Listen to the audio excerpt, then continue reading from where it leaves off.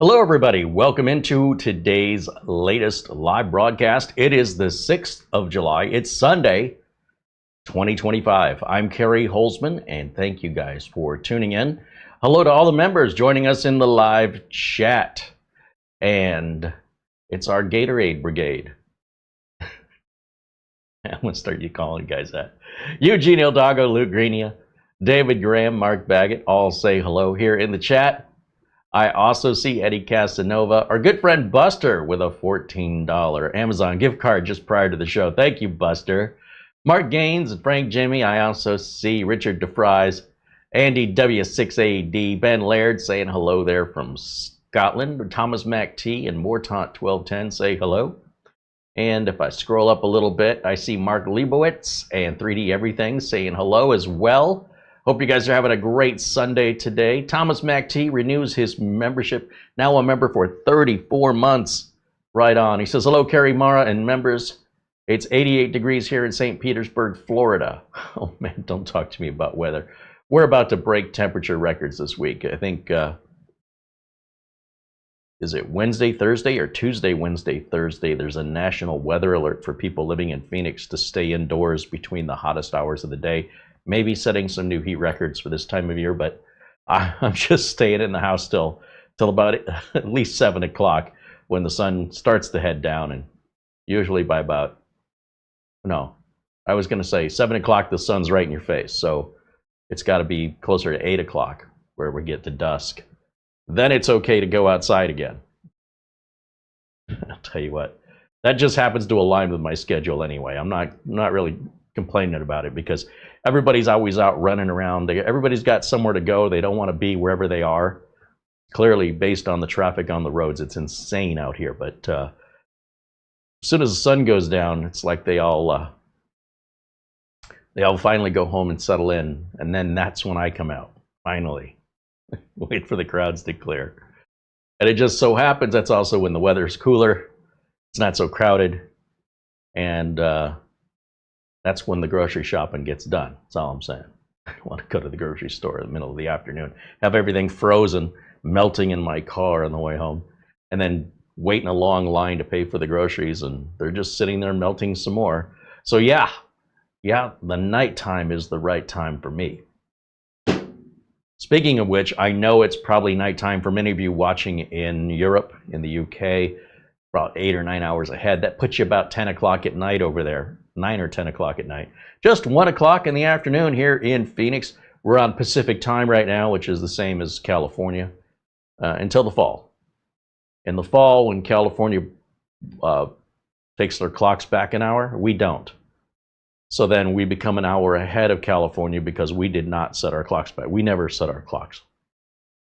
So for those of you living pretty much everywhere else, do know in the fall and throughout the winter, our shows may start an hour later than you're used to. Just so you know. And of course, we'll remind you that as that gets nearer. Dazzle555 joins us and says hello. Welcome in, everybody. Today, I've got a mini PC review for you today. I already said today. Today, I'm going to review a mini PC today that I just received today that I'm going to show you today. No. This is why we work with scripts. Actually, this mini PC has been out for a little while. And here's the thing. Amazon Prime Day is Tuesday through Friday, right? It'd be July 8th. That's Tuesday, right? Yeah. July 8th, 9th, 10th, and 11th. So Tuesday, Wednesday, Thursday, Friday are Amazon Prime Day. And throughout these Amazon Prime Day days, they're going to be offering deals all throughout the days. So it's not like you just get one sale and it's sold out and too late, too bad, so sad. They will keep introducing new deals, and where I'm anticipating seeing some deals will be on mini PCs. I don't know what the deals are going to be or who's going to offer them or when, but as soon as I find out, I'll let you know, because this is one of the contenders potentially that you might want to consider as an entry-level PC. There's nothing new about this computer. The Trycoo WI6 has been reviewed by other content reviewers upwards of a year ago. But it's still a great entry-level PC. It's, I think it's 12th gen, if I'm not mistaken. Let's take a look at the Amazon page for this, and I'm going to show you what we're talking about. And there is a sale at Amazon right now on it, but I think, and I could be wrong, but I think there's going to be a better sale in just a couple days. And let me go over to the Amazon page here, and oh, it's a 13th gen actually. Let's go to our window capture. Here it is. Mini PC computers, right? That really should say Trycoo WI6, but okay. 13th gen N150. Turbo's up to 3.6. It's got 16 gigs of DDR4. That's going to be a single channel of RAM. This is a budget computer. It's not a gaming computer. It is not a workstation. This would be great for a home theater PC or for general computer use such as email, web browsing, paying bills, literally anything other than gaming. Okay. I don't know why anybody looking to game would be looking at anything under $1,000. I mean, wishful thinking, I guess. But anyway, 512 gig SATA SSD. Don't, again, putting NVMe in this or adding 32 gigs of RAM, it's like throwing hubcaps on a lawnmower. This is not what it's designed for. You won't really see any advantage from that. Most people won't. If you need something more capable, buy something more capable. This would meet the needs, this would exceed the needs of 90% of my clients in real life. The mini PC has Type-C USB on there. Let's see if I can make that bigger. We've got 2 HDMI outs, which a lot of people like better than the DisplayPort, a couple of USB 2s, our Ethernet LAN, and a barrel power connector. On the other side, we've got 2 more USB. Those are 3. USB 3.0, I think. I'm not sure. We'd have to take a look at the specs. 3 point something Type A's, and then a USB 3 Type C. You've got your audio jack there, 3.5 millimeter with a recessed reset switch. I don't know anybody who's ever needed to reset a mini PC unless you got in there and monkeyed around with something. So, you know what? FAFO is what they say. And then there's the power switch, of course, and this is a very thin computer. It's supposed to be really quiet. It's going to sip power, very low power, 15 watt TDP. I mean, come on.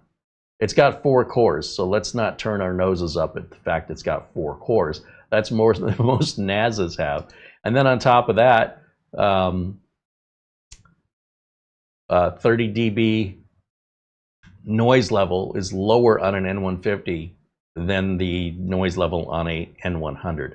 So again, as the numbers get bigger, the product is becoming more improved. And of course, it's got the RAM and storage are installed, pre-installed along with Wi-Fi as well. And those can all be upgraded, although I don't know why you would. Looks like the USB Type-C delivers 10 gigabits per second and does power delivery. And DisplayPort 1.4 output all come out of that. So you could have 3 monitors on this total running at the same time. Yeah, there they are, running 4K at 60 Hertz on all 3 simultaneously. The network connection's gigabit. It's Wi-Fi 5 and Bluetooth 4.2. Current version of Wi-Fi is 7, though most people, if you have a fast Wi-Fi, it's probably 6.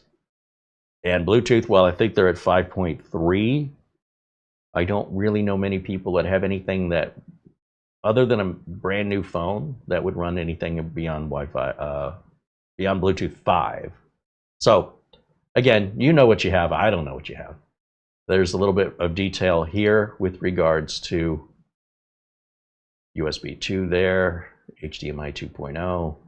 These are great for keyboard and mouse inputs. And then the blue ones are USB 3.2s. There we go. Now we have our answer. And Type-C, I'm guessing, is 3.2 as well. Okay. Okay.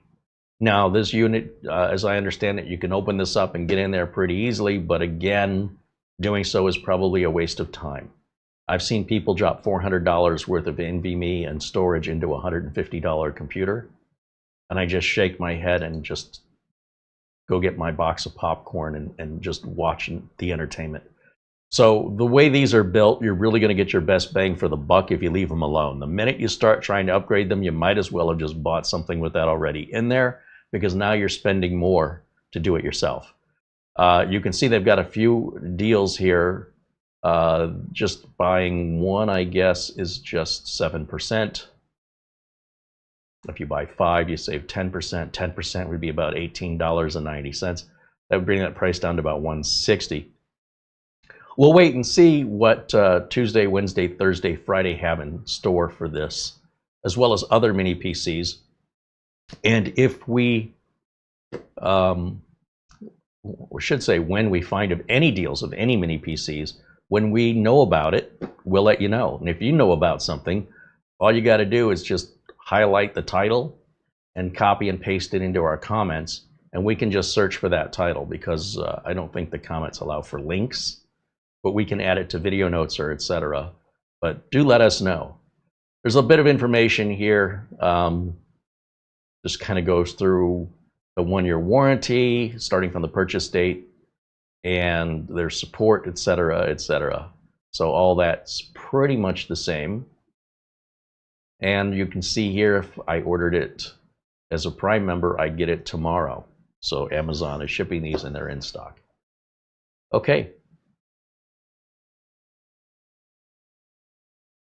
Let's do some unboxing.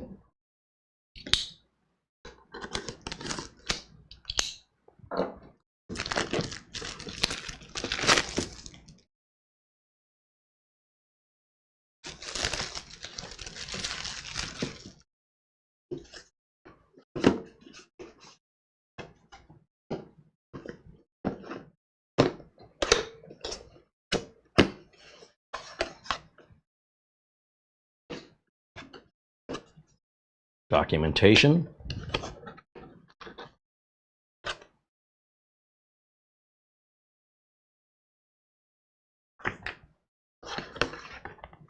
Wow, this thing is thin. This is like a sandwich. This is about the shape and size and thickness of a sandwich.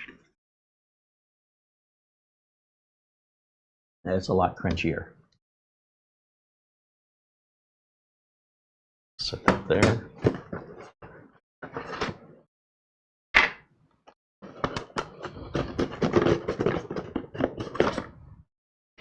Inside we have a inspected by number 43. I don't know. This is our power brick.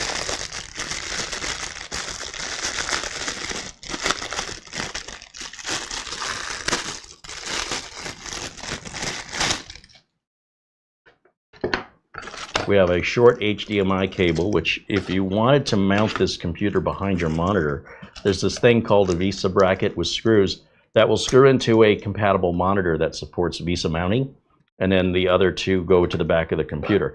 Now that can obviously make it very difficult if you're trying to reach the power button or any of the ports when everything's back behind the monitor, but it frees up all your desk space, and it's just a personal choice. And of course, you could also mount that bracket under a desk or against a wall. You don't have to put it under a monitor. Let me bring this up to the camera here and I will show you close up. But I got to get my glasses for the close up. At least I can find my glasses. What's our power brick power here? This is... Wow, it is hard to read. 12 volt. It's not, there's a combination that makes it hard to read. One is the size of the font, and the other is the color. I mean, can you read that? Can you even see there's text there? If that was white text on black, it would be easier to read. But now I'll get out the big glasses. It auto switches from 110 to 240 volts. So if you live in Europe, you just put an adapter on here. It auto switches the voltage. You don't need any voltage adapter. It is 1 amp maximum.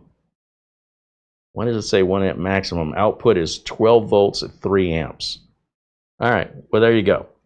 There is no name on this, so I would get a silver Sharpie or a label maker, and I would write Trycoo on it or WI6, something, so I would know if these get separated ever in the future, I know where they go. You definitely do not want to plug the wrong power adapter into your clock radio or whatever else you got that takes power adapters, another mini PC, because then it might let the magic smoke out, and then you can throw it in the garbage can after that. All right, let me bring this up close. We'll take a look here at the back. Got a little warning back here that says to set up more quickly, avoid using Wi-Fi for LAN initially. Yeah. May trigger prolonged updates. I agree. Peel that off. Let's put that right here. Does that look good? And then we've got right here another warning. Press delete to enter the BIOS setup. F7 to enter boot options. BIOS settings are risky and unauthorized alterations may cause the computer to fail to boot. Please tear off this label before using the product. You got it. Okay.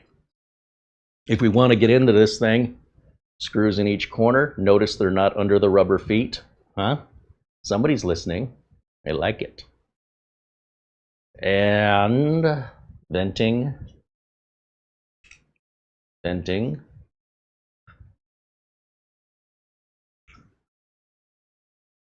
So my guess is the CPU vent must be either this side or this side, probably whichever side's heavier.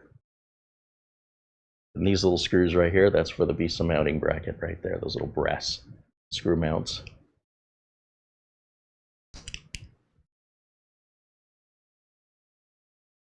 Should hide that. Hide this better. Here, just put it on the floor. Take my glasses off. Pose for the thumbnail. Can't get far enough back.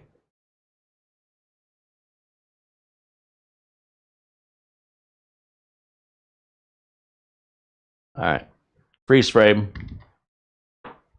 I'll put Mara to work. She can put that in the thumbnail. Just when she thought she was done. All right, let's see if we can get this bad boy hooked up. And we'll go through our first setup, right? Our first power up, which goes through our Windows out-of-box experience. When you buy these really inexpensive entry-level mini PCs, it's not so much a lack of power, so much as a lack of power cable. These are usually way too short for me. I laugh because don't you wish all your cables could just be that long? And I mean this in a way that they would all reach, and then that way you wouldn't have all the clutter under your desk. It would just be so much easier if everything would just reach with a 4-foot cable. I mean, that looks like about 4 feet to me. So this is a little tricky because my power cable's down on the floor behind me, and I've got to get up a couple feet off the floor onto the desk, plus the distance back to the wall. Let's see if it'll reach. Now, of course, it's nothing an extension cable wouldn't fix, but sure would be nice if they gave me about, I don't know, 6 feet, 8 feet. Split it down the middle, let's call it 7. I'd rather have a little bit extra. I'm gonna have a problem, Houston. I guess I can drag the little surge protector this way. Let's see. We're gonna plug in our power. Usually you save that for last, but you know, we're unscripted. I make this up as I go.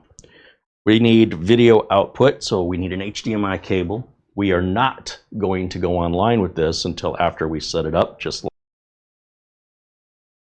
like. And let's see, I need a keyboard and a mouse. So I will use this keyboard and mouse right up here. Move that here, move that there. I'll turn this on, turn that on, grab my USB dongle for the keyboard and mouse. We'll plug it in the back.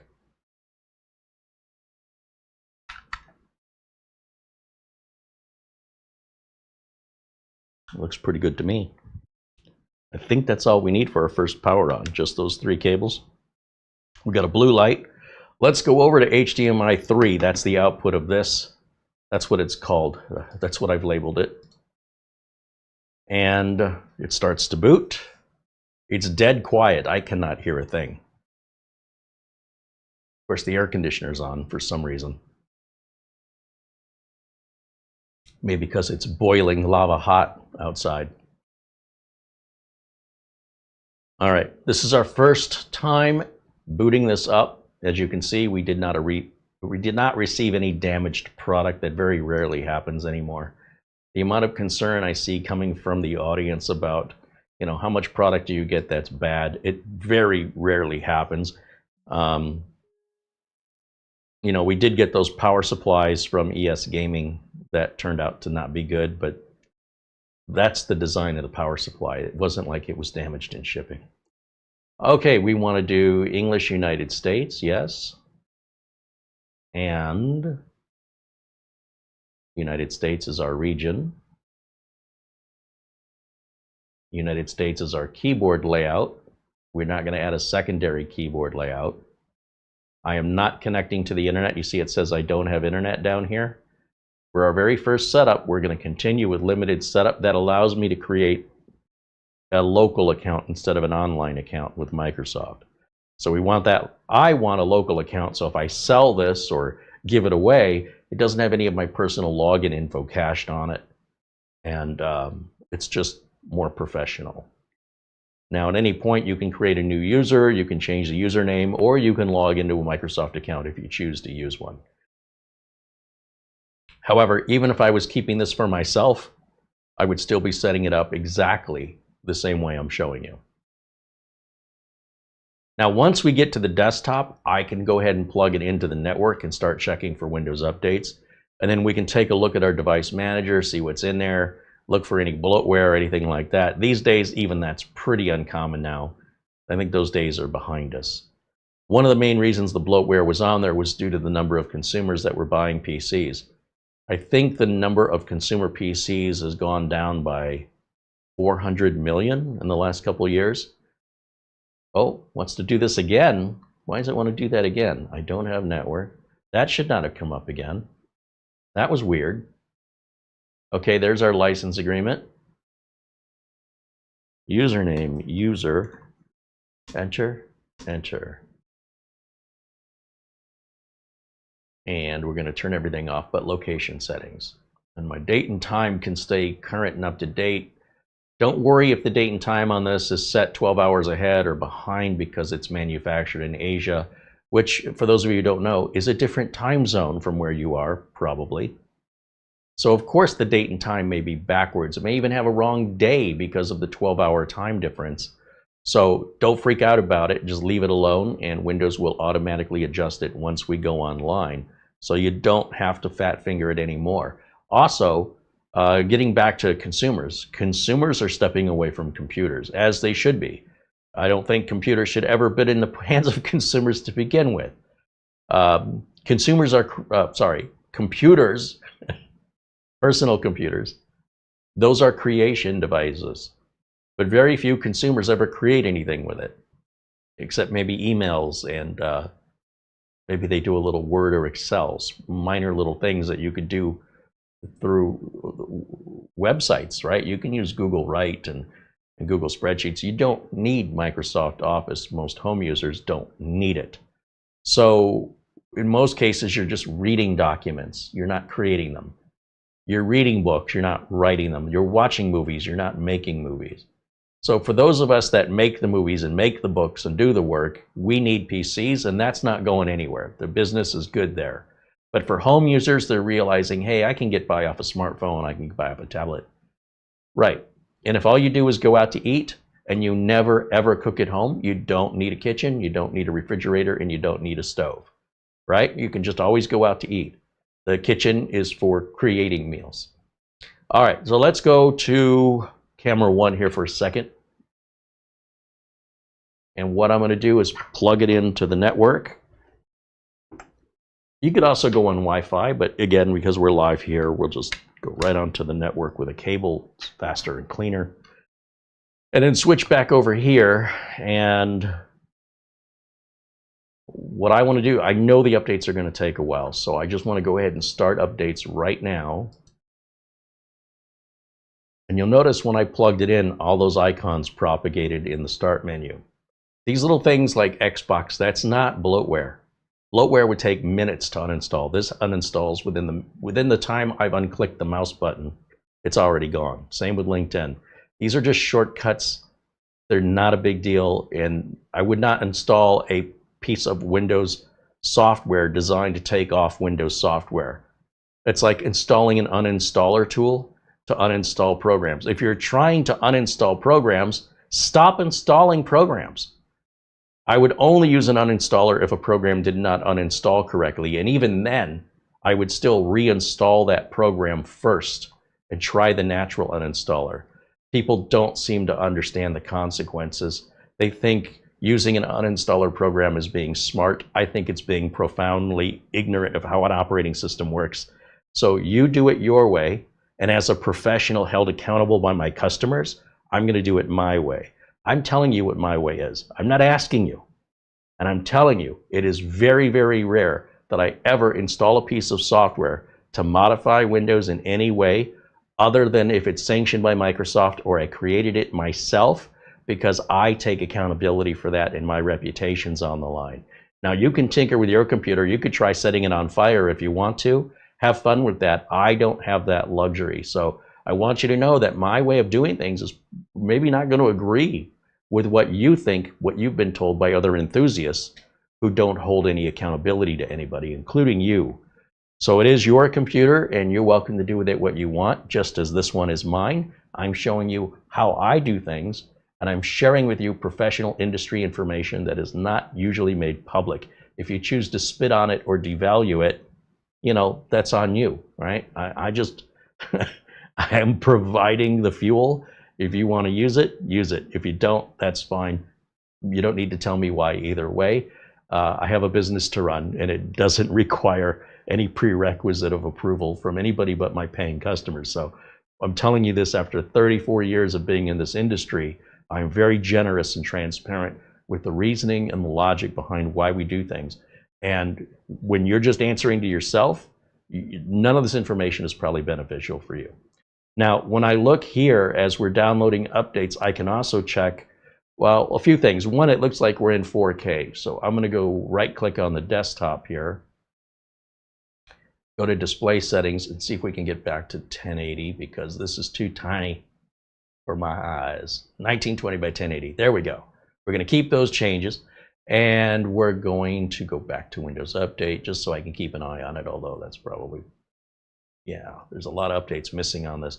Let's right-click on the Start menu, and let's go to System. And here we can find, you know, what's our processor, what's our RAM, and you can see we've got Windows 23H2. Windows 24H2 came out in October 2024. We're likely we'll see a 25H2 in somewhere around the same time period, October, November. And I think if you wait, you're going to be miserable. So I would just right out of the box, before I start using this computer, I consider this my burn-in test. I make sure all of my updates are installed correctly and that there hasn't been any blue screens or overheating. This is a very good burn-in test. And make sure you burn in the computer before you start configuring it, because you might end up needing to send it back in some cases. Most cases, no, but you know, I always hear from the customer that says, well, if there's a bad one, I'm the one who's going to get it. You don't have any idea, like nearly every customer says that, but it very rarely ever happens anymore. So they keep saying it, but it's just not happening. Right down here, I don't like this cartoony thing, so I'm going to get rid of that by typing search permissions right there, and scroll all the way to the bottom and turn more settings to off. So with that done now, I'm going to just close that. The Windows Update's still running in the background. Right click, I'm going to go to Device Manager, and we can see who makes some of the stuff in here. So for example, if we want to know who makes our network controller, that is made by Realtek on the wireless side. It's a 8822CE wireless. That's 802.11ac with Bluetooth. These two are the same controller. And then for our wired LAN, it's a Realtek PCIe gigabit Ethernet controller. Our display adapter is going to be Intel's built-in to the CPU. Again, this is a budget machine, and it is an entry-level machine. This would be great if it sat next to a TV as a home theater PC, because it's really quiet and unobtrusive. On the other hand, it would also sit on most people's desks and be able to do everything but gaming. So while you could do some gaming on this, I mean, you could use a lawnmower as a car. You could drive your lawnmower down the street to get you to the grocery store, I suppose. but it's not a smart or safe thing to do. There's the appropriate tool for the appropriate job. And so I think people that can't afford gaming are trying to make it affordable, and what you'll end up with is not gaming. At least a $500 gaming computer is not the same as a $1,000 gaming computer. Is not the same as a $2,000 gaming computer. The capabilities go right along hand in hand with the amount of money. It is a very expensive luxury to game, not only financially, but time. You've got to have the time and the money, not only for the computer, but the games. All right, so everything adds up real quickly on gaming, and if you have that time and you have that kind of money, God bless you. I mean, I think that's fantastic. Maybe someday when I'm 75 years old and retired, I will have that time. I probably won't have the money, but I'll have the time. I probably have the money now to do that, but I don't have the time. So I either have the time or I have the... Anyway, all right, while we're waiting, I can get rid of this. Uninstall the Office 365 trial there. And then we can also uninstall Outlook. Although some people like to use it, I just take it out. A lot of times, if you are paying for email service, such as a GoDaddy account, you get a free copy of licensed Outlook, so you don't need to buy it. If it's Gmail, of course, you get what you pay for. If you keep getting things for free, just say thank you. If it's not good enough, open your wallet. That's the way life is. Anytime anybody offers you anything for free and you accept it, the proper response is thank you. Nothing else is acceptable. It's frustrating to me to see the world turn into a bunch of entitled people, and the result is all that stuff the entitled people are abusing goes away for the rest of us. So a lot of services and things that were free, like water, radio, television, it's not free anymore. People started demanding it. People started complaining about it, and now we all pay for it. So if you're paying for it and you're complaining about it, well, that's absolutely understandable. But when it's free, no matter what it is, the only response is either thank you or no thank you. Otherwise, it's probably going to go away when it's being abused and expected. So just so you know, not that I'm going to change it, but watch it happening around you as the years go forward, and you'll see exactly what I'm talking about, where things going that are free are going away. People just don't really comprehend that somebody's getting paid to provide that free item, and how can they keep paying themselves or paying somebody else for that, whatever the free thing is. It costs somebody some money, and over time, if you're not making any money, you just will run out of money. So that sacrifice deserves a response that says free. If you say, well, they're spying on me, then don't take it, because heaven forbid that's the only way they make a nickel. What cracks me up about the whole spying thing is we don't know who you are. So I could, for example, I could find out all kinds of dirt on you. But if I don't know who you are and nobody else knows who you are, what good does that do me? Now, if you're a celebrity, politician, somebody I could embarrass in the press, I probably have some motivation to come after you. But as regular folks, you have anonymity just because nobody knows who you are. It's obscurity, security through security through obscurity. It's not an insult. It's your superpower. So let them look. Who cares? There's nothing on there that identifies you, and if it did identify you, nobody knows who you are. Now, we're talking differently than identity theft or ransomware and things like that. But again, that only affects you. It doesn't affect me. It's not going to be in the news. Nobody cares. I don't know how else to explain this to you, because until you're known, until people identify you as a politician or somebody in the public, it's not newsworthy. So it's not like somebody's out targeting you. When it comes to advertising, we all get advertised to the same. If you don't like the rain, but it's raining outside for everybody that lives around you too. It's not all about you. Anyway, as we wait for these downloads to install, we're still going to have to put 24H2 on this. And let me go back to camera 1 here as we're waiting. The memory in this is not going to be DDR5. The SSD in here is not going to be massive, and it's not going to be fast, like in the sense of NVMe. Again, you'd be held up by the CPU, which is soldered onto the board. It wouldn't make any sense to turn around and put large amounts of storage in this and a large amount of RAM when it makes very little difference to the actual mother of everything controlling it, the CPU. In order to change the CPU, you'd have to desolder it, put a different board in there with a different chipset that had more lanes of travel, more capability, that costs more money. So you're not getting anything for nothing. It's a matter of buying what it is you need. If, for example, you go to the fast food restaurant and they say, do you want to make your order a small, a medium, or a large? This is no different. Do you want to make your computer a small, a medium, or large in the sense of how much do you want? Not in the sense of size. How much do you want? How much RAM? Do you want cheese with that? That's a little extra. You want fries? That's a little extra. Well, I want all of it in a large, but I want to pay the small price. You understand how unreasonable that is and why these prices exist. At this price point, this is a lot of value for the money. And if you go to the fast food restaurant, you get the large combo, and you only eat half of it and throw it away because the large combo had better value. It doesn't have better value if you're throwing half of it away because you're full. So why would you spend the extra money when the smaller size will fill you up? You're not hungry enough, or maybe you don't have the appetite for medium or large, but the medium or large is only 20 cents more. You just wasted 20 cents. You didn't get a deal. You just helped fill the garbage can up and go add to food waste and spent 20 cents more than you needed to because you're not eating it. To have more power than you're using is the same as throwing away food. You're not using it. Why would you pay for it? When I see people trying to upgrade these, I see them in the forums all the time.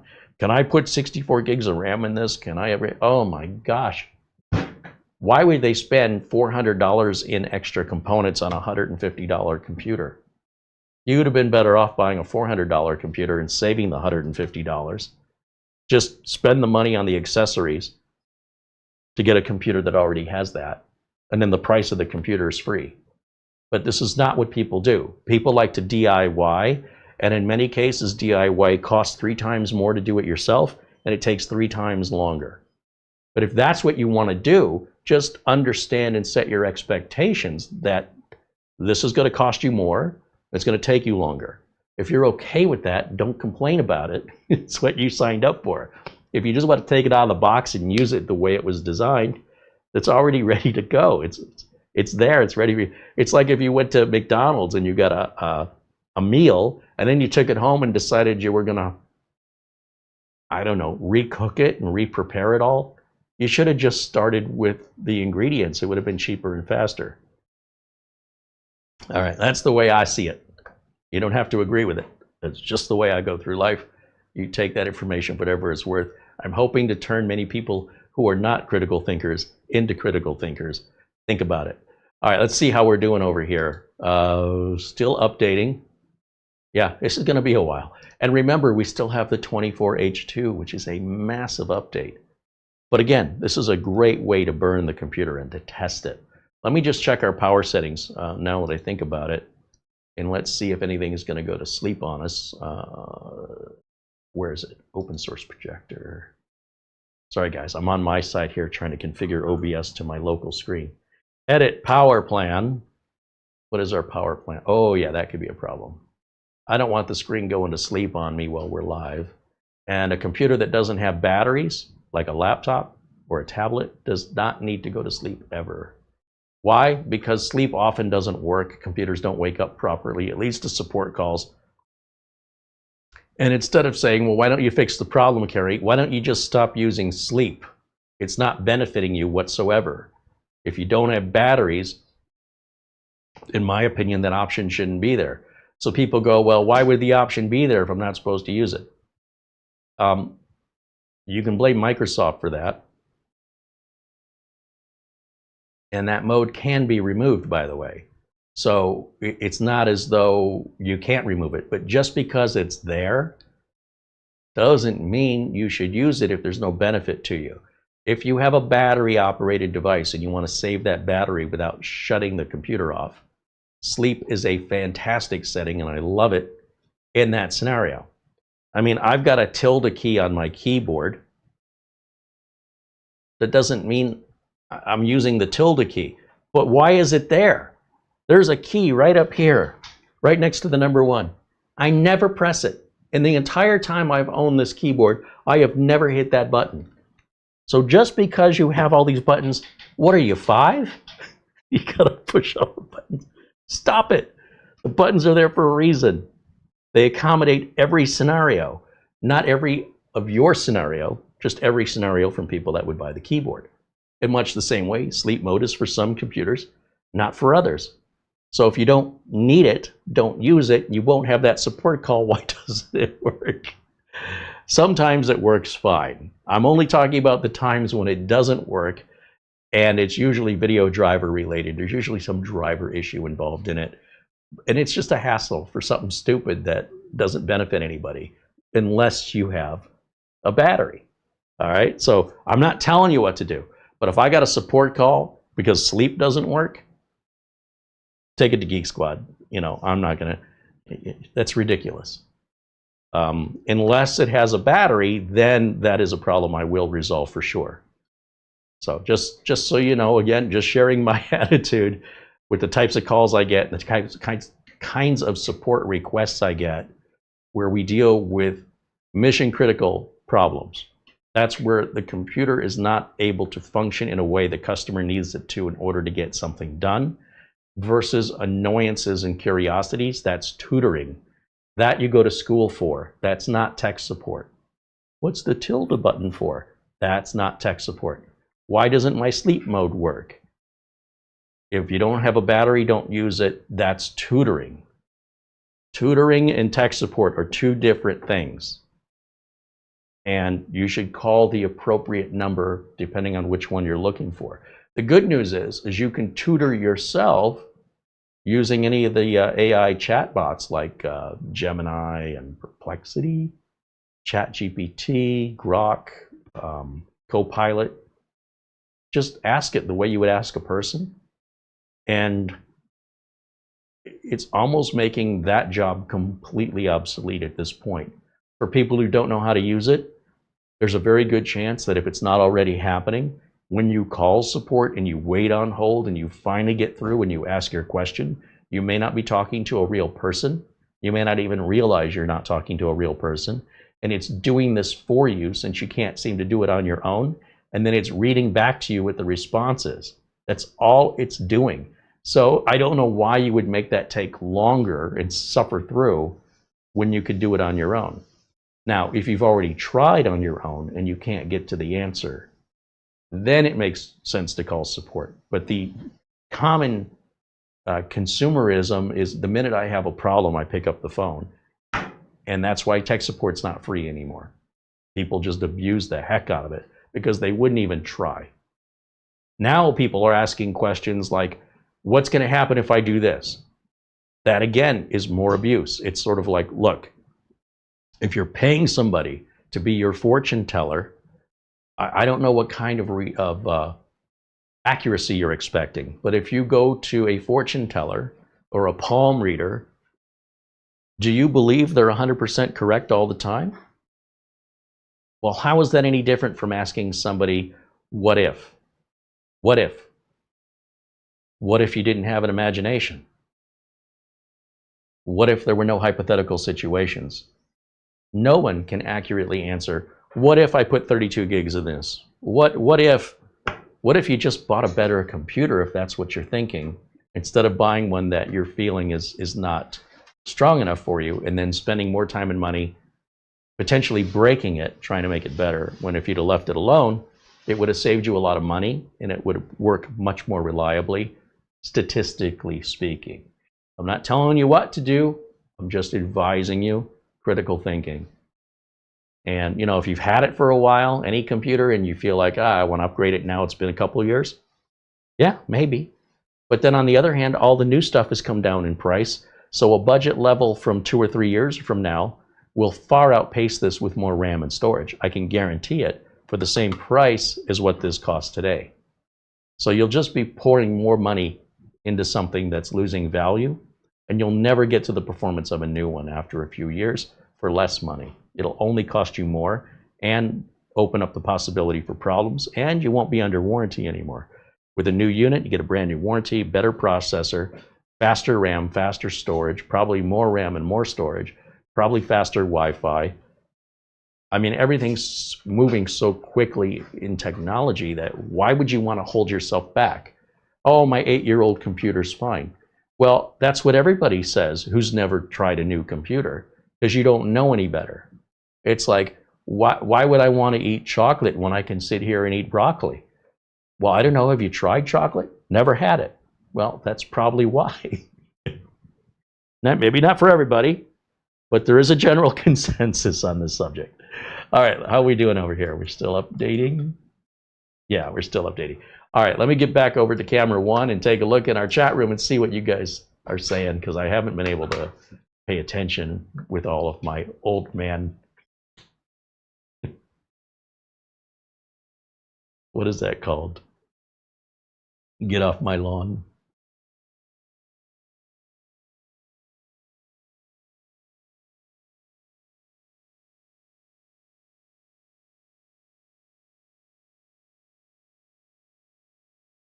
David Graham said, I've never paid for water, ever, and I'm 68. You've never been to a sporting event or a concert, a carnival, a fair? You've never been to a shopping mall and bought water?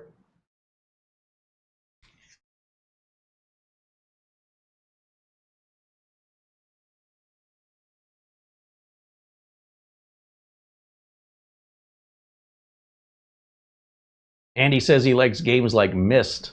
Wow, that's going back to the 90s. Holy cow. I think there's a new Myst movie coming out, isn't there? Or is it just an update to the game? It's been a while, I can't remember. There's Charlie Purdy joining us in our chat room.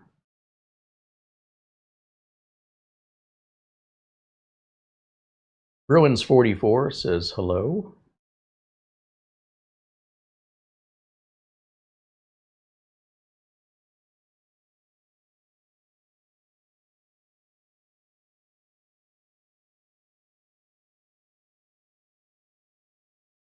Justin Fuller says hello.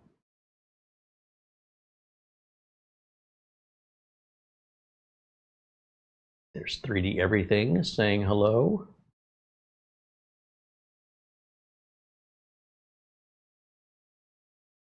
Mark Leibowitz, a computer repair shop owner in the Chicago area, says hello. Oh, Bruins44 just became a supporter. Right on. Well, thank you for supporting the channel. We're happy to have you here. Steve Dodd says hello. Mark Leibowitz said, I had to reset a mini PC once.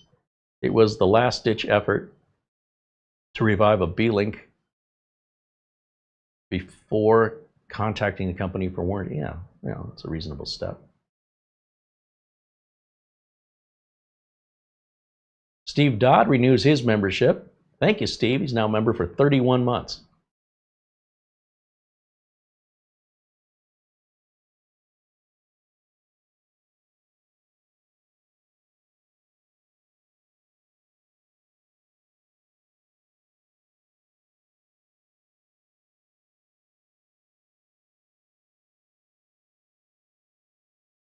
Richard Palmentier joins us and says hello. Welcome in, Richard. Thank you guys for all being members and supporting the channel here. You make this so much more fun for me and enjoyable. I can't thank you enough for it. And sincerely, not sarcastically, I sincerely mean that. Let's go back over to HDMI 3, and we are still installing. Let's see. I make that bigger so I can read where we're at. Installing 35%. All right, I'm going to let that finish and then we'll restart afterwards. But overall, I mean, you can see this is a fine machine, and these updates take a long time regardless of. I could have a $2,000 computer up here on the bench and these updates will take pretty much the same amount of time. And it's not really about how fast your computer is, but more or less how fast Microsoft processes these updates internally. Lord knows what they're doing. And then on top of that, having a fast internet connection, or the speed of it, rather, will determine how long it takes just to receive these updates, some of which are very, very large. We know this machine is about a year old since it was introduced. It's brand new, but it was introduced about a year ago because the image on it is a year old, pretty much. So if you look on YouTube, for example, for other Trycoo WI6 reviews, you will find them, and you'll see when they were posted very many moons ago. And again, like everything else on YouTube, everybody hits at the same time, and then they never talk about it again. So having this break in between, letting this get polished a little bit with time, and letting the price go down when all of the mobs, has moved on to the next thing, that's when it's a good time to step in and pick one up at a great value, not fighting with others for competing to get one when they sell out real quickly, because that's all YouTube's talking about. And it frustrates me to no end that then the content creators never go back, very rarely, and say, hey, are these things easier to get today? Like a 9800 X3D AMD CPU, holy moly, these things were on fire. You couldn't get your hands on one. Scalpers are selling them $200-300 over MSRP and more. Today, you just go buy one. It's not a big deal. Yeah. And Mara says, I have an email. Thank you, Mara. No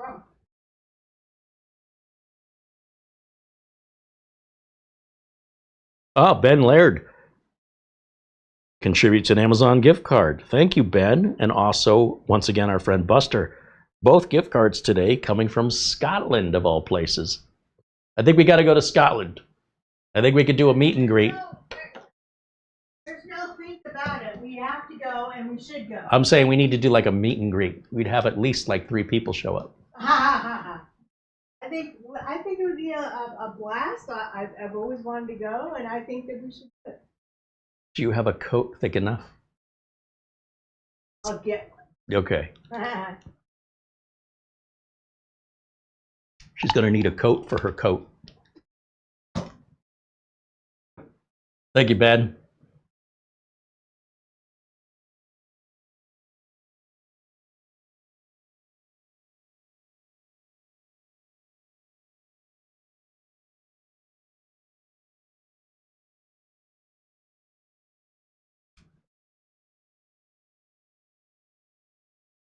Did I miss the weather?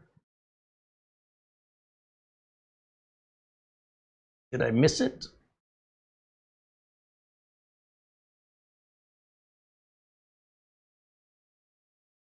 I did. Buster says, hey, Carey, Marlene, everyone in the chat, all the best from Bonnie, Scotland. The temperature in Edinburgh, 56 degrees Fahrenheit or 13.3 degrees Celsius. Temperature in Phoenix, according to my phone, right now, where it's still getting hotter, we haven't reached the peak heat of the day, 107, so nearly twice the temperature in Scotland right now in this very moment. Wow. Thank you, Buster. And let's go back over to camera, HDMI 3 here, see how we're doing. Almost there. Almost there. And the thing is just whisper quiet. I can hear a fan. Right about there is when I can start hearing it.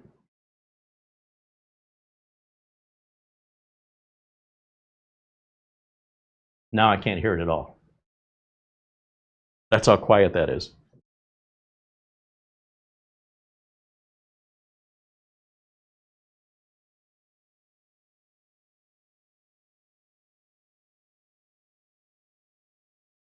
Richard Palmentier said, I still have the veteran PC I was gifted from Carey's channel in 2022. Yeah, that's the HP, right? Those were retired business machines that are built like tanks. The only time I've ever seen those not work is when people, I've had people that we sent them to that won't leave them alone. Somebody says, and by the way, this is so sad. I don't have a computer, I really need one. Can't afford it, whatever the situation. And we send them one. And should I change the thermal paste? Should I upgrade the RAM? I'm having a problem with it. I opened it because I heard something inside, and then I ripped the wires off of the fan. Oh my gosh, now I know why you don't have a computer. It's like they can't leave it alone. Now, in some cases, I think there were at least 2 that arrived with some damage. And when they tried to fix it themselves, they made it worse. And they did ask me, you know, should I try and fix it myself? Oh, it's broken. I guess you can't break it anymore. Oh, they broke it more. And it's like, all right, well, you know, what am I going to do? It cost me $50 to send it.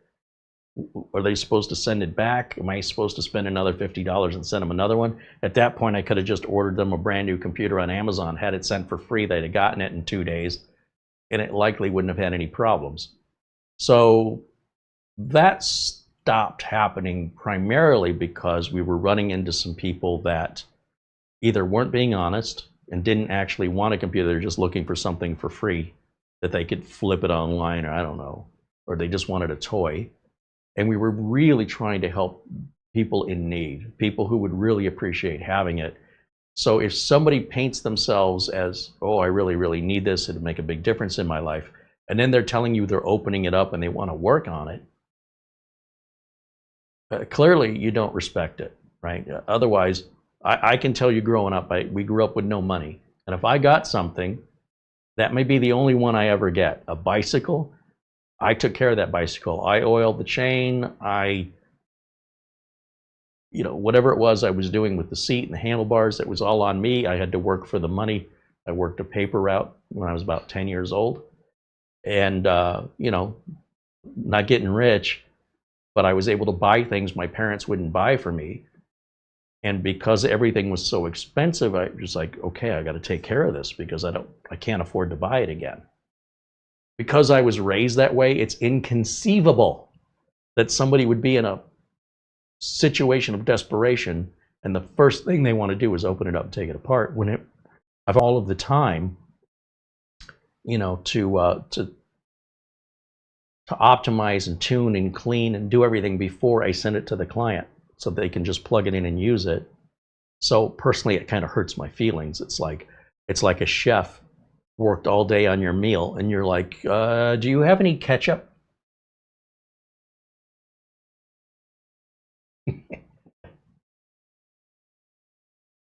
What's great with Richard, though, is I think I got Richard's story correctly, is that computer reinvigorated him back into the workforce to buy components to build his own computer. Is that you, Richard? And you built like 2 since then? That's amazing. And, that's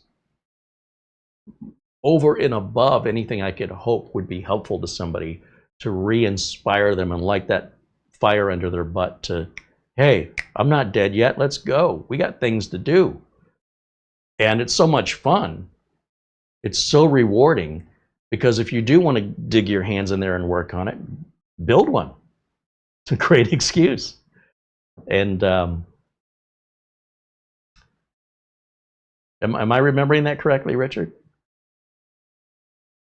I have a couple of viewers I confuse, and I don't do it on purpose. I don't talk to them often enough that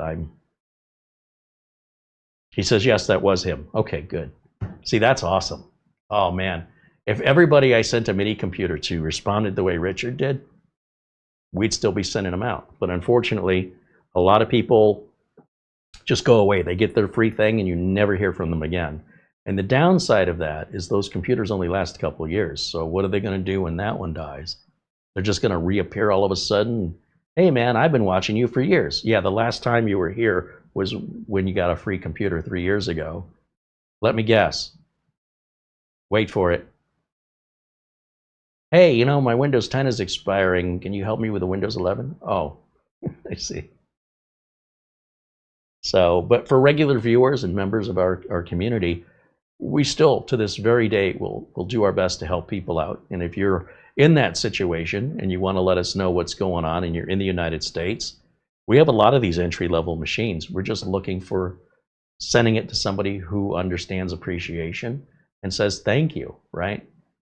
We don't want to send it to somebody who's going to rip it apart. Not that we can stop you, But if we know you're going to do that, and that's going to result in support issues, we'd rather not give it to you. You can go buy one. But for the people that are like, wow, this is really going to help me a lot, thank you. Well, you let us know, and we'll see if we can help you out, because that's what it's about here. We want to help people who need the help. I don't need somebody who's a millionaire waiting in line at the soup kitchen because they're too cheap to buy their own food. I think that's morally and ethically wrong. On the other hand, if that millionaire is behind the counter helping make and serve that soup, let's just say at a soup kitchen, I think that's admirable. So which side of the counter are you on? And then I have to determine if somebody's lying or not. And that's why I don't worry about with our members in our regular community, because I've gotten to know you. But when we get people that come in here from, we've never seen them before, somebody they heard through the grapevine, get a free computer from Carey. It's not that we don't want to help them. We do. We want to help everybody, but we only have so many computers to give away, and we want to make sure they're going to our viewers first and foremost. Members are not, just regular viewers whose names we recognize. So if anybody's watching this, you got to plan ahead. So in other words, join our community, even if it's just leaving comments, friendly, supportive comments. Do that for about a year. Then hit me up with, got any spare computers? I'll recognize you. I'll say, oh, this person's been part of our chat room, or if not in the chat room, a part of our comments and community on the forums. I recognize you. Yeah, I'm going to help you out. If you come in out of the blue, you could be a bot. You could be somebody I don't know, right? And since I have a limited number, that means somebody who I do know that I know is deserving. Sorry, I ran out. There's none left. That's not a fair system. So I'm trying to do this fairly. And we certainly encourage people to be a part of the community, not to get a free computer, but the community is way better than any computer. Anyway, once you start hanging out with us and you see how kind everybody is and how friendly, it's its own reward. So anything on top of that's icing on the cake as far as I'm concerned. You don't know what you're missing if you're not a part of the community. Let me go and see how we're doing over here. Oh, waiting on a restart. Let's do that now. And then on the restart, we can go back and check for updates. We'll probably get offered 24H2 if we want. If we don't get offered 24H2 and we want to put it on right now, we can download the free Windows Assistant, Microsoft Windows Update Assistant, and that'll put it on for us. But that'll take probably a good hour. So we don't have to do that right now. I can tell you this is going to run Cinebench. It's just not going to give you high scores, but it's not going to crash. You could do video editing on this, but why would you? It'd be painfully slow, but it will do it. Remote access, you don't need much more than this as a technician for me to remote in to work on your computer. It's primarily my internet connection that's the bottleneck. I don't need a fancy tool for that. I don't need a $3,000 computer for that. You want a game? You're going to need a you're going to need over $1,000 computer for gaming, plus the cost of the games, plus have the time and deal with a lot of why doesn't this work and why doesn't that work. That's the world of gaming. That is not the world I am in, and it's not what this channel is about. We're here to teach about running a business, about what it's like to be a real working professional computer technician. And the rest of YouTube, a lot of it in this arena of tech, is all dealing with games. And I realize I'm sort of fighting an uphill battle because businesses aren't coming to YouTube for advice. On the other hand, not everybody that has a computer on YouTube wants to game with it. So now it's just a matter of finding where these individuals are, because we have great content that applies to the vast majority of computer owners, and they're not gamers. Gamers make up a very tiny percentage, but yet on content, on tech-related content on YouTube, probably 90% of it's gaming related. So, is it them or is it me? I'm definitely not in the right place. However, the audience is out there. There's certainly enough audience to go around. They just don't know I exist. And until I figure out how to crack that nut, it's the same business, same problem every business has. You could have a great restaurant. You could be a professional chef. and offer great prices in a wonderful atmosphere, but nobody knows where you are or that you exist. Just because you're a great chef doesn't mean you're famous. I saw a comedian on YouTube who, I can't remember his name, ironically, but he said, you know, I've been a comedian for 35 years. And somebody in the audience goes, well, I never heard of you, or why haven't you made it yet? You must not be any good if you haven't, you know, if you're not a household name. After 30 plus years as a comedian, I've never heard of you. And the comedian says, what do you do for a living? And the person in the audience says, I'm an accountant. Really, what's your name? Oh, my name's Bob Smith. Bob Smith, the accountant. I never heard of you. You must not be very good at what you do. Anybody here in the audience famous? Anybody? Raise your hand. Anybody at all? So none of you are any good at what you do. I was like, well done. Well done. Richard Palmentier is a member now for 22 months. Right on. Thank you, Richard. He says, I enjoy the content and the community here. As do I, and as we do you. Thank you for being a part of it for 22 months. Peter says, I received a free train PC and I had to camp out at the train station and it's still working with no maintenance except for updates. First of all, Buster did not get a free PC. Buster paid 10 times more than that PC is worth, minimal, through his support and contributions. If Buster would have gotten 10 free PCs, we still wouldn't be equal. He's such a generous man. There will never be enough I can do to show my appreciation for Buster, and continues to be generous and kind, just as you've seen.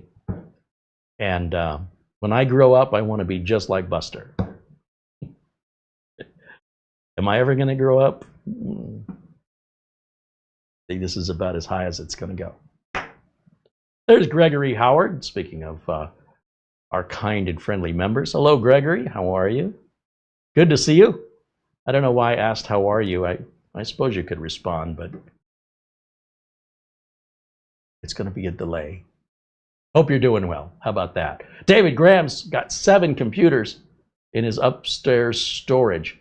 Dell's an old white box at all years. Oh, that could be fun to go through one day and then wait another 20 years to do that again.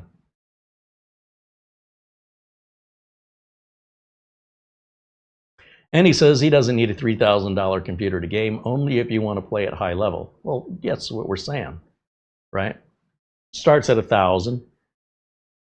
Was it Jay's 2 Cents or Gamers Nexus just did a review of a $6,000 gaming computer, and it sucks. Like, I thought $3,000 was a lot of money. No, the price keeps going up. You want to keep spending it, and you'd think you'd get something good for that kind of money. Now it's got heat issues, all that other stuff. So, you know, good luck to them. If you got that kind of money, I will just admire from a distance. Let me go back over here, see how we're updating, or if it's finished. Still updating, nearly there. Now remember, this is going to be a SATA NVMe drive. So it's not, you know, an NVMe, and nor should it be with that CPU. And you can't change the CPU without changing the whole mini PC. If that's what you want, don't buy this. On the other hand, if you're looking for something that's Windows 11 already installed, it's got a new warranty, it's got 16 gigs of RAM, this may be faster than the computer you're using now.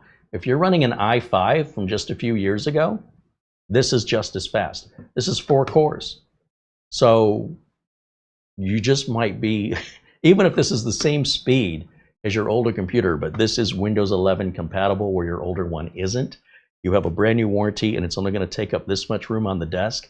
And whatever you're paying in your electric bill will be reduced because this doesn't use as much power as the computer you're using now.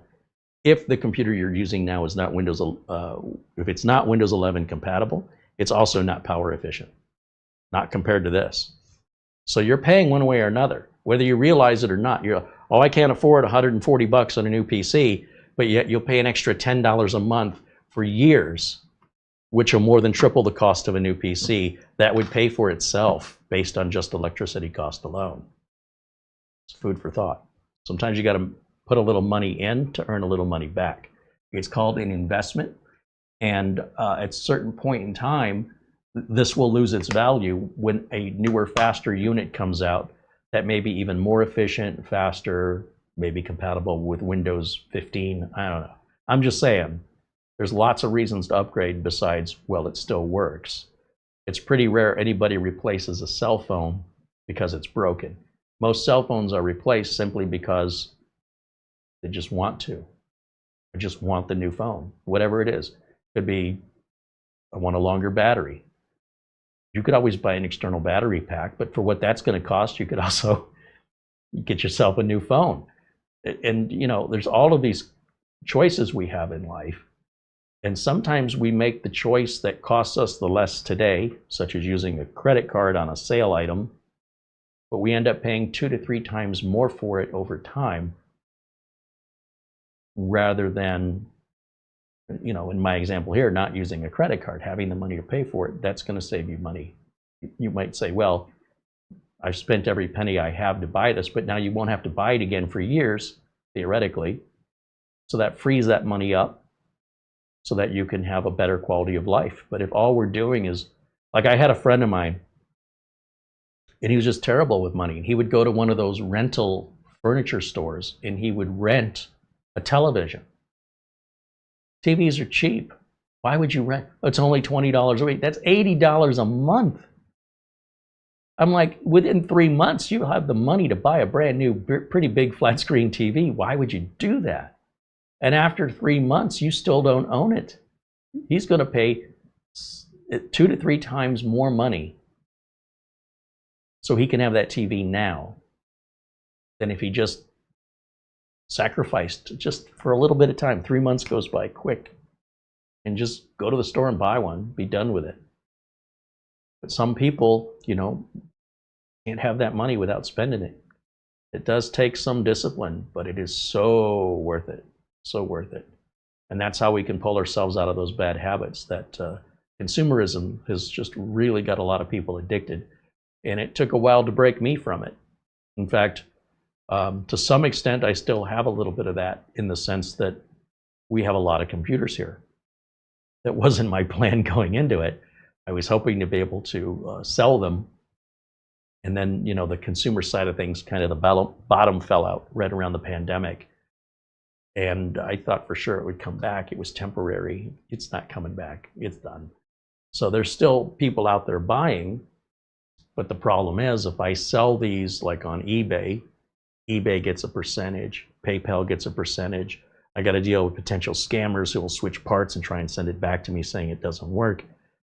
I could sell it at a place like Jawa, and then we're right back to, you know, got to pay the shipping, got to pay the Jawa fees, you got to pay payment processing fees. I might as well just, you know, try and sell them locally, or pull the guts out of them and sell them as parts. That way, at least the shipping's a lot cheaper, and the total amount of loss, if somebody were to play a little switcheroo on me, would be just an item, not a combination of items that make up a PC. And even then, you know, to list it for sale, you got to get photographs, description. It's a pain in the butt. On the other hand, as many more of my clients are going to require new machines for Windows 11, I could just pull the boards out of these and put them in business cases. And the cases can, you know, the case is nothing. I'm not worried about them. So I've got to figure that out, because I'm running out of room here, and I just didn't have a crystal ball that told me this was going to happen. But all I'm trying to say is, at some point, the business and we as people, we have to shift and pivot. If what we're doing isn't working anymore, if it's not sustainable, then the question is, how can I make it sustainable? What changes do I make? It could mean calling around to get better prices and make sure you're paying the best price on car insurance, homeowners insurance. How much are you paying on your monthly cell phone bill? Can you get that cheaper from another provider? Or are you locked into a contract? That's how they get you. Do I need all these channels on my cable television that I'm paying for? Do I need that high-speed internet? Could I go a little one tier lower and save some money? If it's $20 a month, that's an extra $240 a year. Listen, I've been there. I do it constantly. I'm always looking for ways that If my cell phone service is still the same cell phone service, but I'm paying less for it, why wouldn't I? But too many people, and companies know this, they'll just start raising your rate because they know you're not going to check and you're not going to leave. So your car insurance goes up, your homeowner's insurance goes up, and they figure you're not even going to bother looking and checking. And they're right, most people don't. And your cable television, cable internet service, they jack that price up. What are you going to do? You call and you start turning services off. That's what I do. Gregory Howard said, Segatep Slath Mini ITX PC, or is it a coffee maker? It runs great. Yeah, I am so happy that found a good home with you, Greg. It is a very unique computer, and I really have a lot of pride in building that, if you can't tell. I'm so glad that it's in your hands and you appreciate it. Even though it's yours and you could set the thing on fire and smash it with a hammer, it is yours. I love that you're taking care of it and that you appreciate it, because that is a neat computer, very unique. All right, this should be about done, isn't it? Let's see. Yes. If I go back, I'm just curious now more than anything.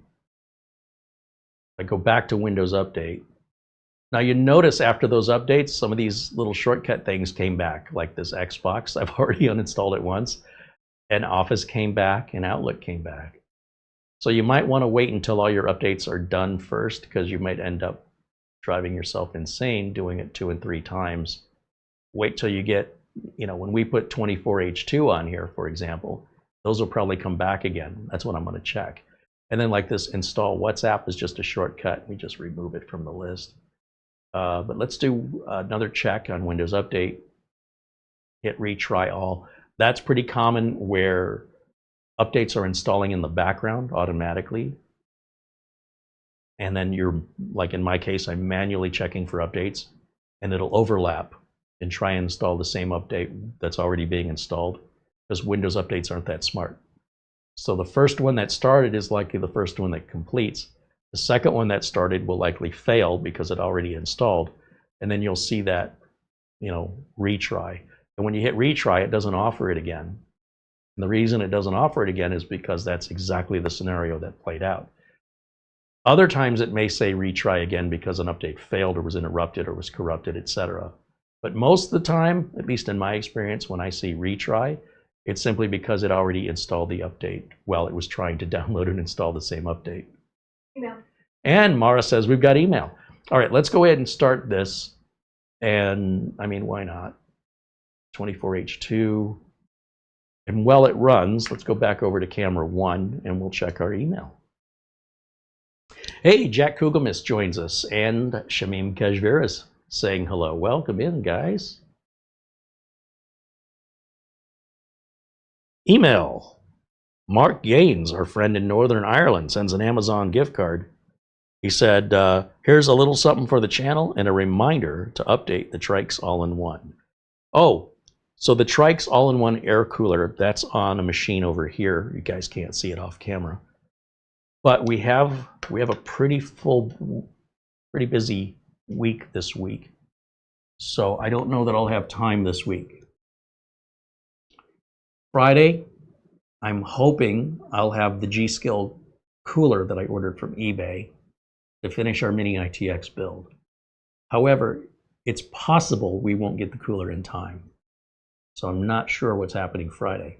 However, we have another mini PC from Trycoo that is going to go on sale on Amazon Prime. It's a little higher end, more of a middling. I'm curious how low the price is going to go. So we'll probably do that Tuesday. Of course, Monday on the members only, I've been showcasing the Synology 925 and the backup processes that I use. And we're going to pick up from where we left off last Monday. If you're not a member, you're missing out on this extra content. Wednesday, Thursday, Friday, as Amazon Prime is going on those days, we will spend some time to talk about any of the latest deals. And again, it's really just there for you guys to take advantage of. It's not Amazon's not paying me to do that. Yes, I do have an Amazon link for things, and if you use that link, I do make a little bit of commission, and I do appreciate that. You don't pay any more. But that's not enough money, honestly, for me to talk about it. Like, I'm worth way more than that. So I'm doing it for you guys. I want you to understand. If I see a good deal, I want you to know about it, because it'll be for a limited time on a product that I think is worth buying. If I don't think it's worth buying, I'm not talking about it. See, if I was paid, I'd have to talk about what they tell me to talk about. And if you use my link, which you don't have to, if you choose to use my link, I'll make a small commission on it. But since everything's on sale, I'll be making less of a commission. I should be promoting the things that are really expensive and not on sale if I was in it for the money. What else? What else do I have this week? I really hope to get back to the Mini ITX, the G-Skill build on Friday.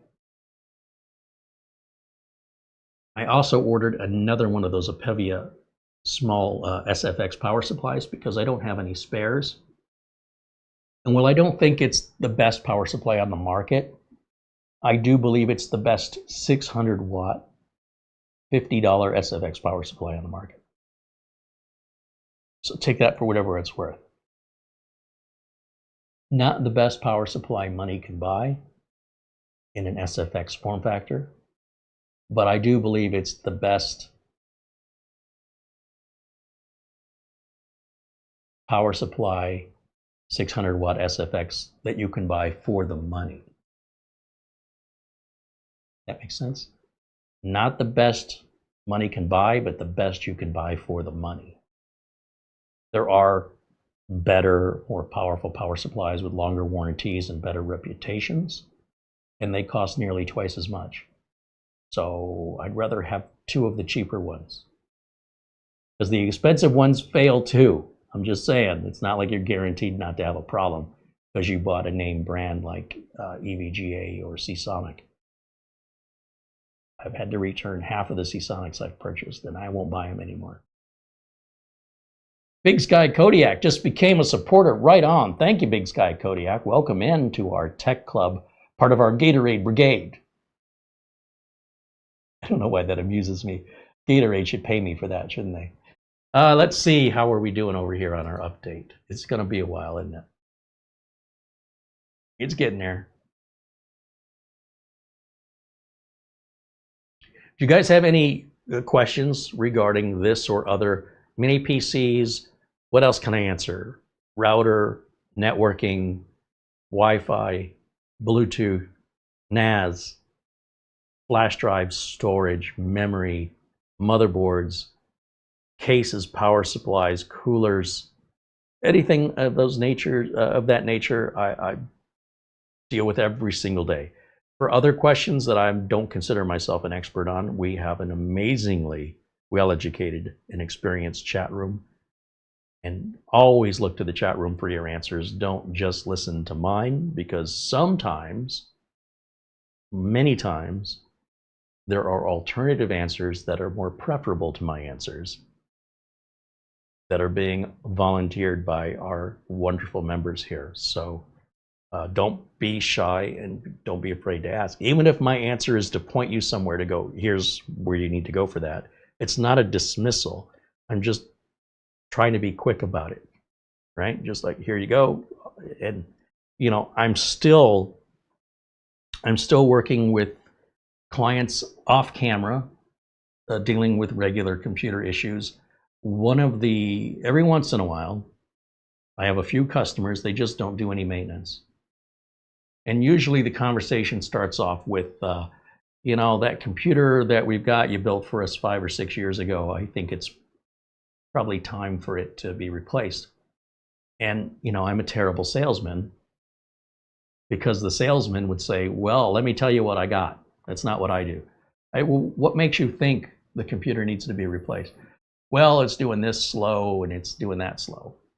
Okay, but I haven't looked at it in 5 years. So, you know, come to find out, it's only been 3 years once I look it up. It hasn't been 5. There's nothing wrong with that computer. There shouldn't be.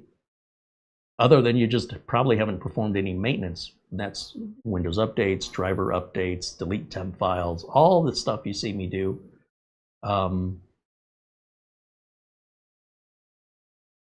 Let's try that first, maybe.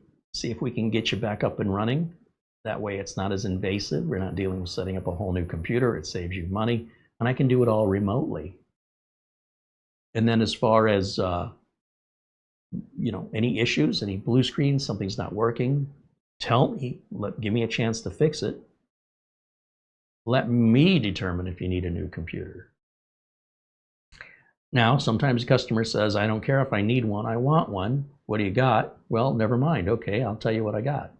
But 9 times out of 10, the customers go, oh, I like your idea better because I didn't realize it's only been 3 years. And you're right, I haven't done any maintenance. And, if it's going to work for us the way it used to, we would have no reason to replace it. All right, well, unless we're in a big hurry, why don't I try that first? And boy, the number of calls I've been getting that way for the last 6 months, don't get me wrong, it doesn't upset me. I'm just surprised how it kind of all happens at once, or it doesn't happen at all. I've got a client, he says, how often should I be calling you to do this maintenance? I said, you should call me once a year. Like if you have no reason to call me. And I'll be darned, but I forgot about that conversation.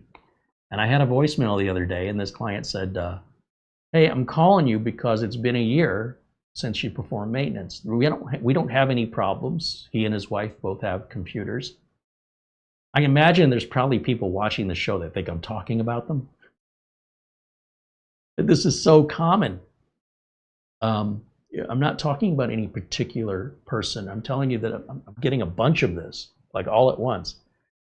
And the difference is, this is one time a client called me without any problems. They said, there's nothing wrong, but you told me last year that I should have you log into it remotely and do maintenance on it once a year.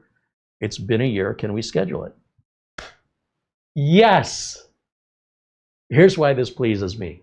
1, we're being proactive and not reactive.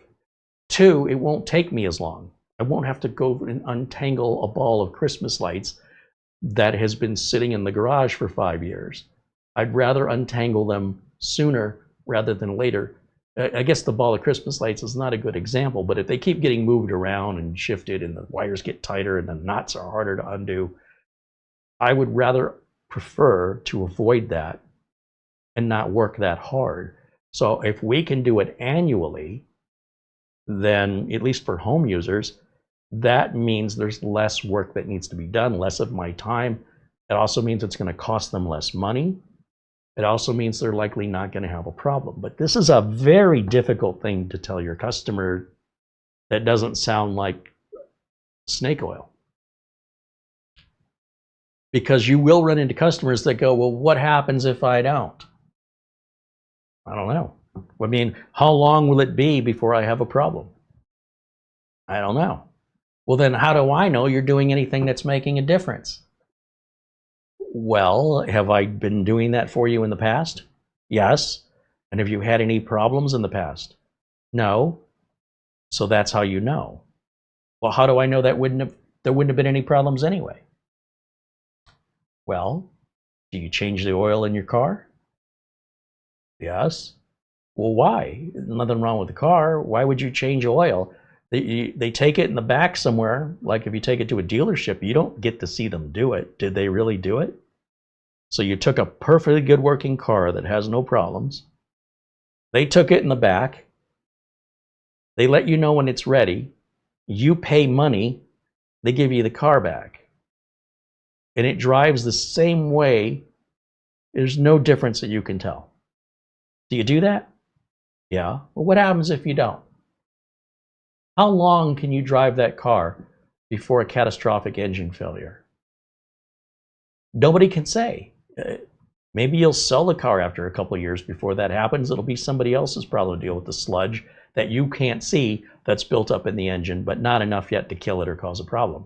Maybe it'll be a year. Maybe it'll be 5 years. I don't know. And in my experience, the end result is, well, let's find out. Okay. So I haven't done anything wrong.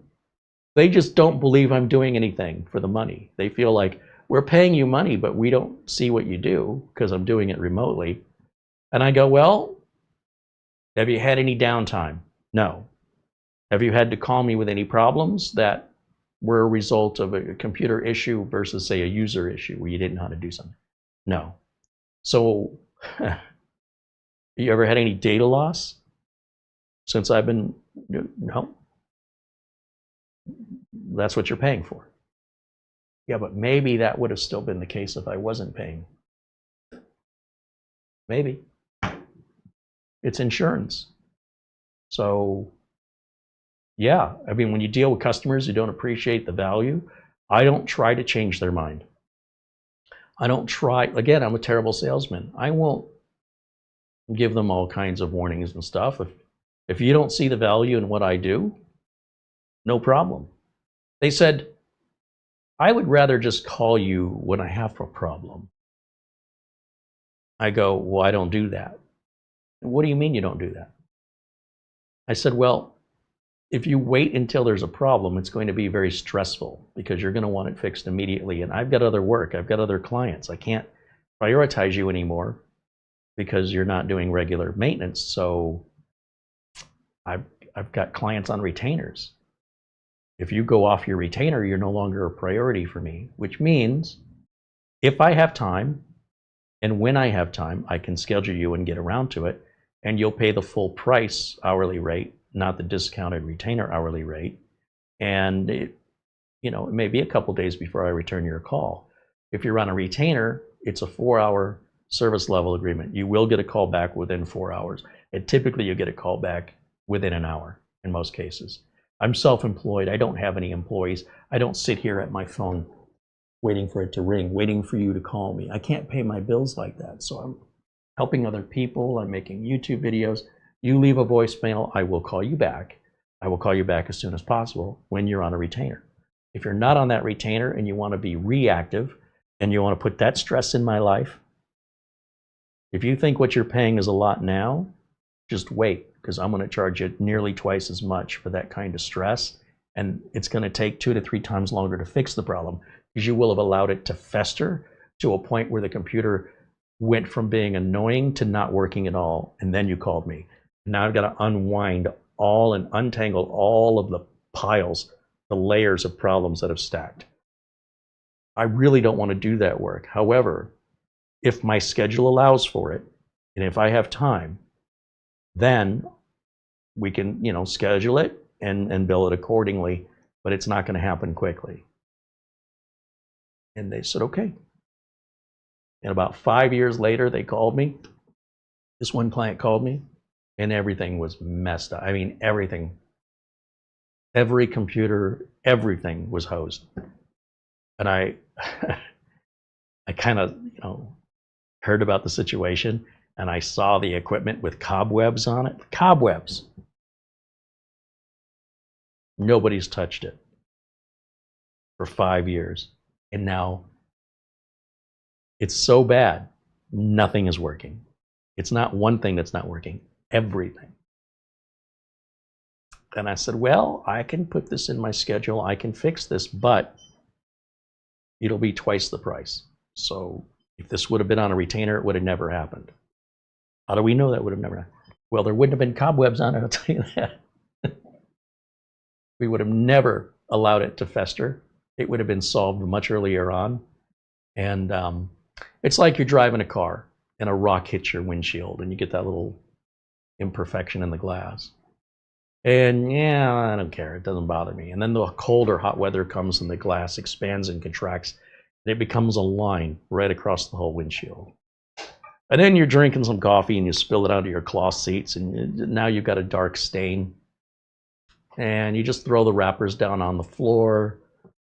There's some things that fall between the seat. I'll get it later. You got brakes that are squeaking. Before you know it, you have 12 to, I don't know, $1,200 to $4,000 worth of work that needs to be done to undo all of that. My preference is let's take care of the problems as soon as possible as they occur. So the minute I get a problem with the windshield, let's go ahead and fix that now while it's cheap. because the minute it cracks across the whole windshield, it's a lot more money. Spilled some coffee. Let's get that stain out of there right away. Some trash on the floor of the car, the floorboards. The next time I'm next to a garbage can, let's just throw that out. It takes 2 seconds. And if you stay on top of it like that, you end up having a much nicer car, a much longer period of time. That's more pleasurable to own. That's my philosophy, and I treat computers and my clients' computers that way as well. So I do enjoy the challenge of fixing computers regardless of how much they've festered. I just don't like the pressure of why is this taking so long? And then what I will do right out of the gate is I'll tell them how much I think it's going to cost them. Like, I'll tell you right now, you're going to spend $6,000 to fix all this. And if they're good with it, they'll pay it. I mean, this client had their whole email system went down. They have a NAS that went down, so they bought another NAS, and then that one went down. Then the computers went down, and their phone system went down, and then they called me. This is how much they did not want to call me, but they could not find anybody. They called 5 other technicians, and every time another tech came out, it cost them money, and they made the problem worse. So I'd estimate they spent $10,000 to $12,000 before they called me. So when I told them 6, it was probably a $3,000 problem if they were on retainer, and it probably would have never been a problem, or at least it wouldn't have been that big of a problem. We wouldn't have done all of these things at the same time. And then you go, well, where do I even start? Do I start with the email problem? Do I start with the computer problem? Do I start with the NAS problem? Do I start with the other NAS problem? It is overwhelming, and I don't want to do that. I mean, the benefit of being self-employed is I don't have to. So make it worth my while, I'll take care of it. But the fact that these people thought they were going to save money and that I was ripping them off because I wasn't doing anything, and so what would happen if we just stopped using you? I don't know. But now, 5 years on, now I can tell you. So I worked for them for 10 years. We never had not one problem. And all of a sudden, I'm gone 5 years, their choice, and now they've got like 8 or 10 problems, all unrelated, all requiring an investigation and focus of diagnostic testing and resolution.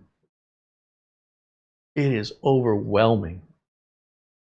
Not to mention how they made it worse by hiring other people, because they didn't want to call me back and admit they were wrong.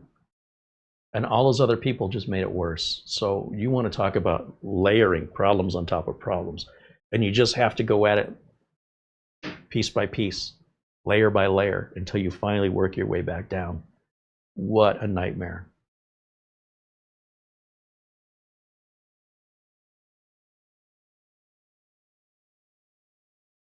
Let's see how we're doing over here.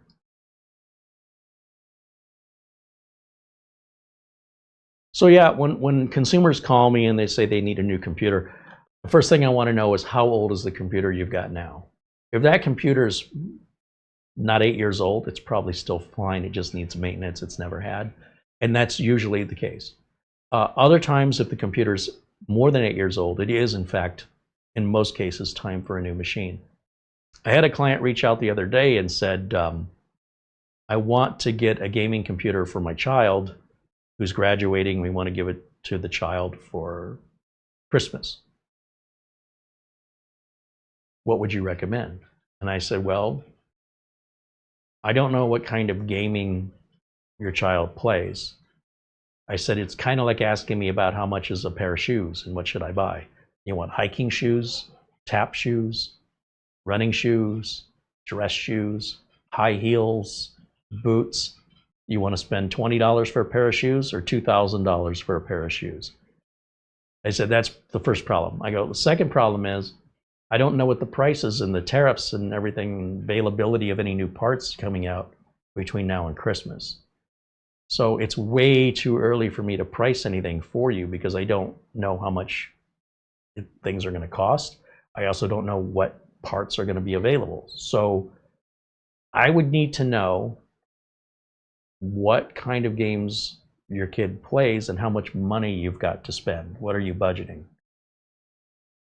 In most cases, you don't get to play the games you want to play. You get the games to play that you can afford.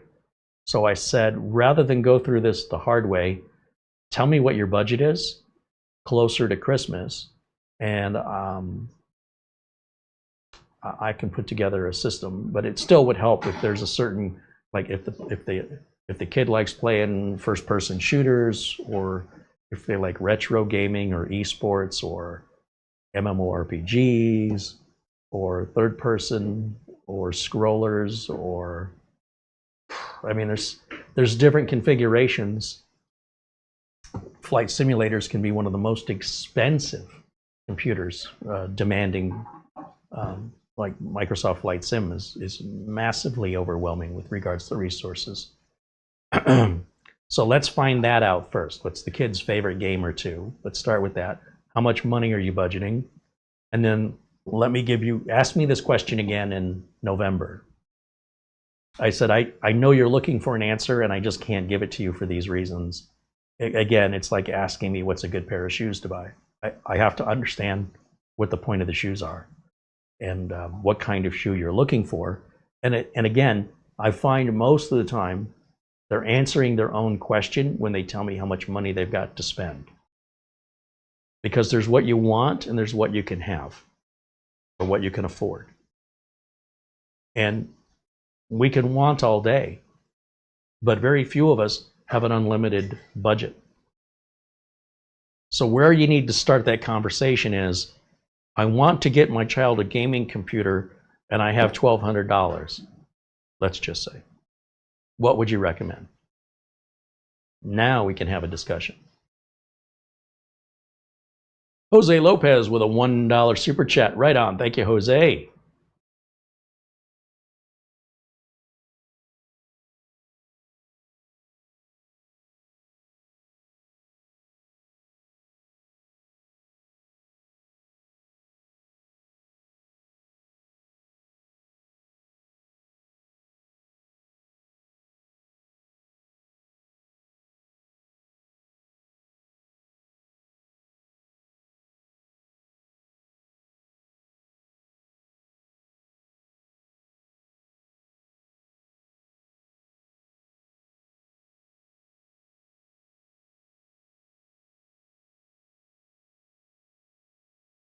Richard Palmentier said he's looking to get a round to it. I think they sell those on Etsy. That way when you say I'll get around to it, someone can actually give you a round to it and say, there you go, now do it. Get it done.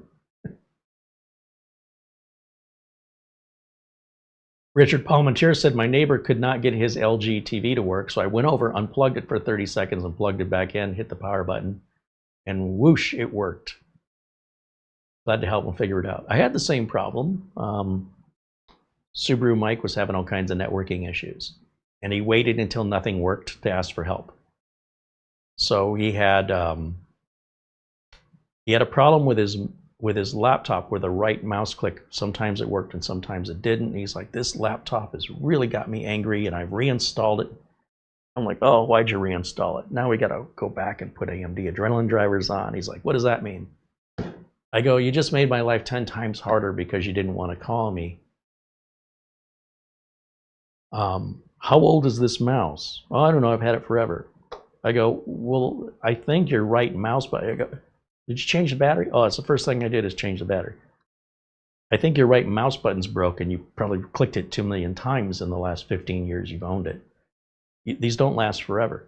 Oh, I got another one. He reaches over, he's got like a $2 mouse in a bag, just no name brand.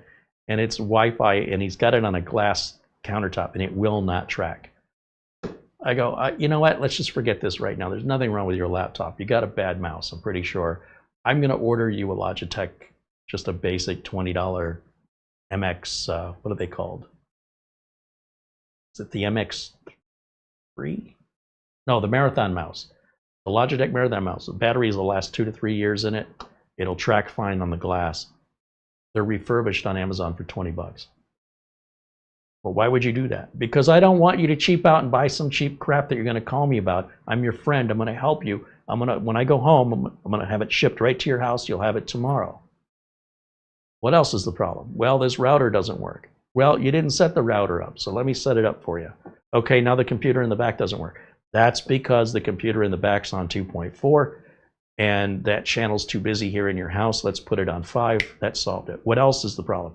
Well, the TV in the bedroom doesn't work. It's got a Samsung flat screen. I go to look for Wi-Fi connections. It shows nothing. Nothing. Unplug the TV, wait 30 seconds, plug it back in, connects to Wi-Fi. No problem. All right, what else you got? And I'm not making fun of it. I'm just saying he waited till every single thing has a problem. And I was like, this could have been so much easier and so much faster if we would have dealt with it the minute it happened. The minute you said my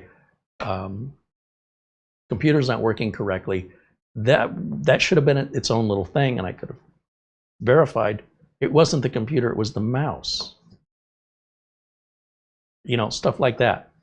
So deciphering what customers are saying they need versus just asking them, what's the problem? Don't tell me what you need. Because Mike was so convinced he has this laptop is bad that it's just terrible and this thing's been going downhill and it's been nothing but problems. And ever since we changed the mouse, I saw him the other day. I said, any problems with the laptop? Nope. Any problems with the computer in the office? Nope. Any problems with any of the TVs? Nope. Any problem with the router? Nope.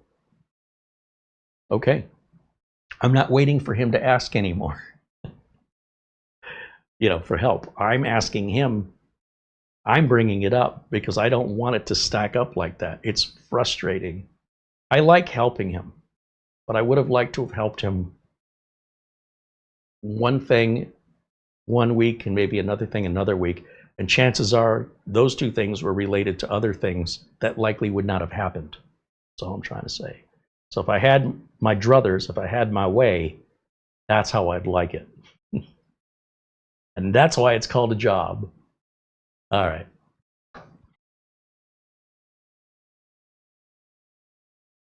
Barry Klein joins us and says hello. Good to see Barry.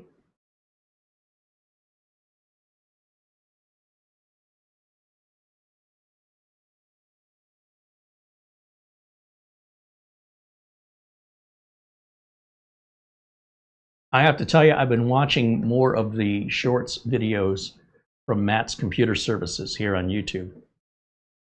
This kid blows me away. Absolutely right. He's doing all of his diagnostics correct. He's explaining it really, really well. And he's cranking out, you know, sometimes 4 short videos a day that are problem, solution, explanation. And I mean, I cannot find fault in any of it. Everything he's saying is exactly what I would say. The way he's going about fixing it is exactly the same way I would go about fixing it. The way he's diagnosing it is exactly the way I diagnose it. Might have to do a DNA test.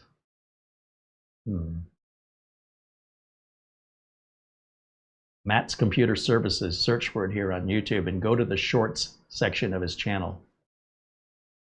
Good luck stopping, because once you get started on those videos, like, oh, that was interesting. What's this one? Oh, that was interesting. What's this one? And 3 hours later, you're like, I should probably get something else done today. He's very good. And that's you know, in the term of short form content, our friend Mike's Unboxing Reviews and How To also does some short form, but primarily does long form like us. Of course, Doug Betts, our friend over at Live Windows Training with Doug Betts, does long form content. I think he's done a couple shorts, but I personally don't want to make shorts, but I don't mind watching them. They're a lot of work, so I appreciate the effort that goes into them. And then, of course, our friend Ask Your Computer Guy.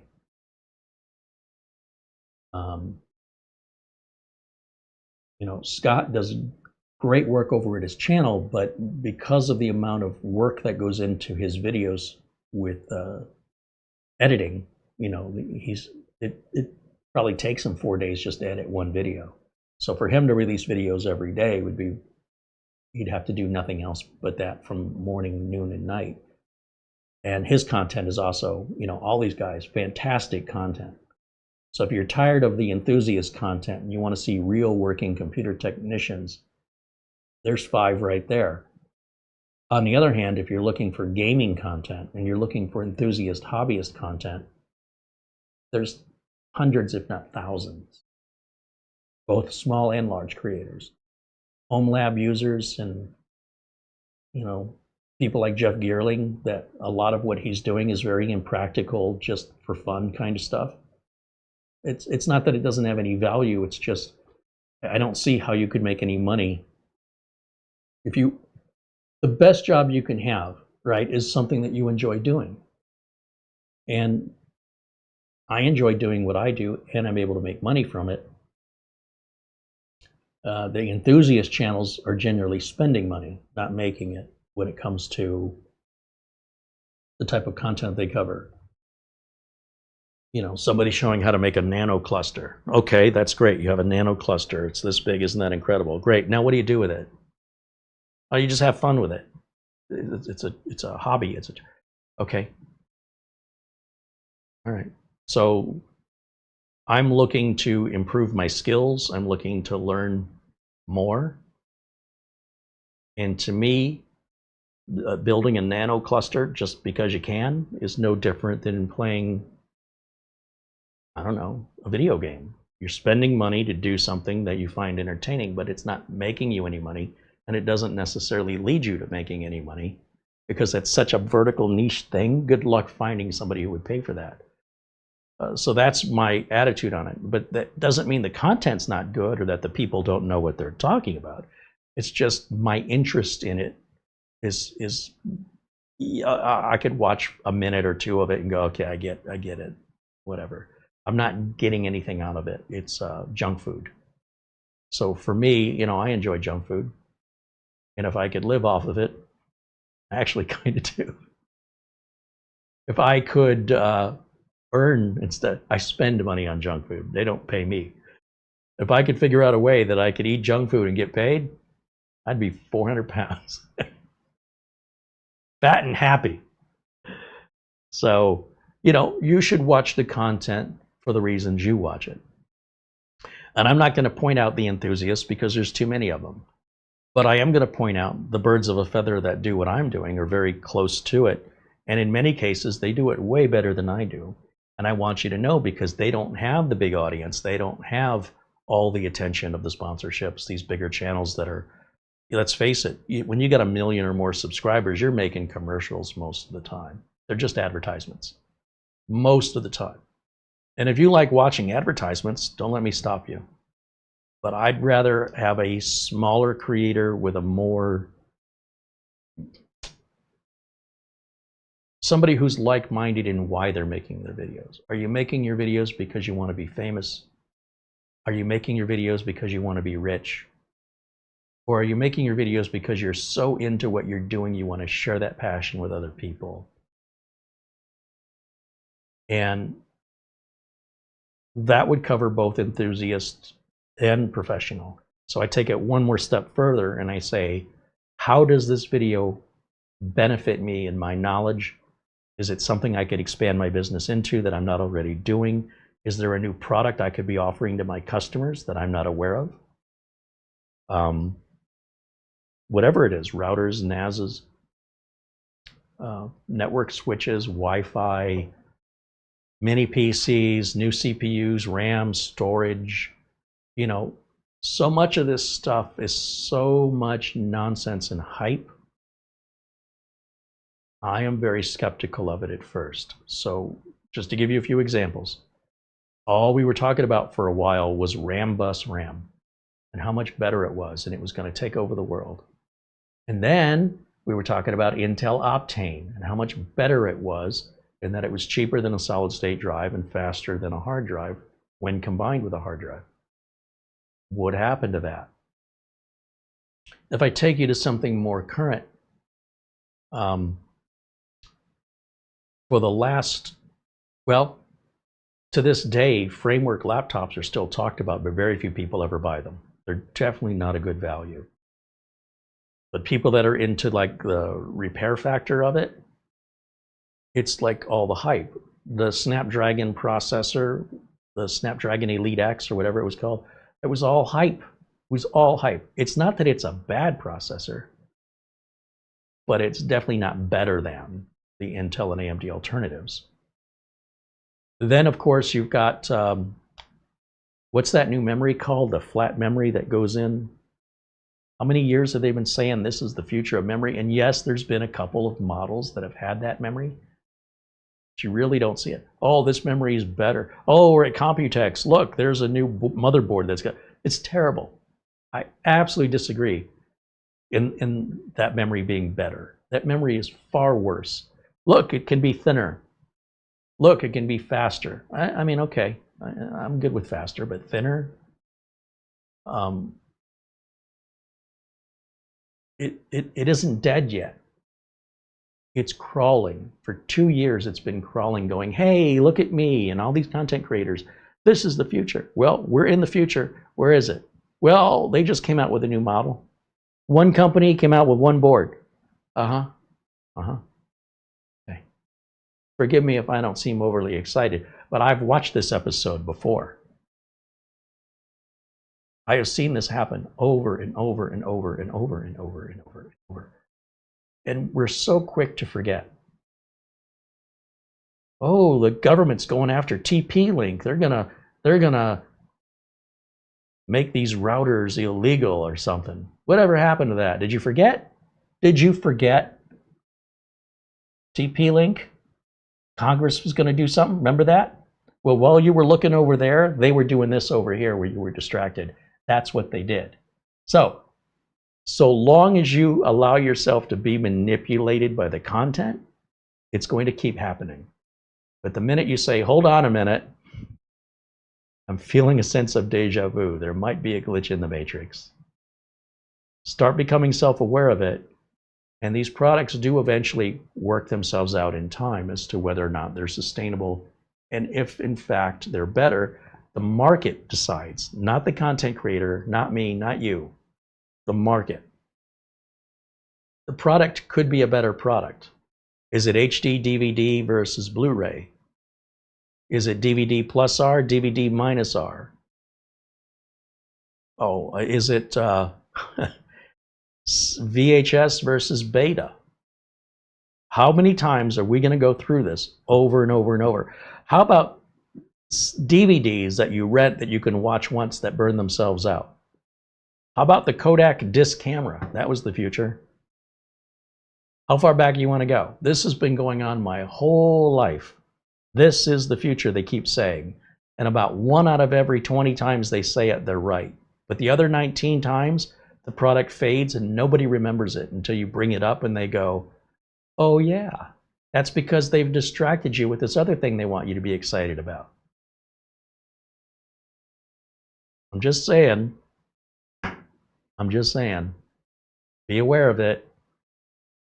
Don't get too excited, because there's going to be a lot of disappointment in your future. I'm just trying to save you the disappointment. Richard Palmentier says, my niece calls me Uncle Geek. Nice.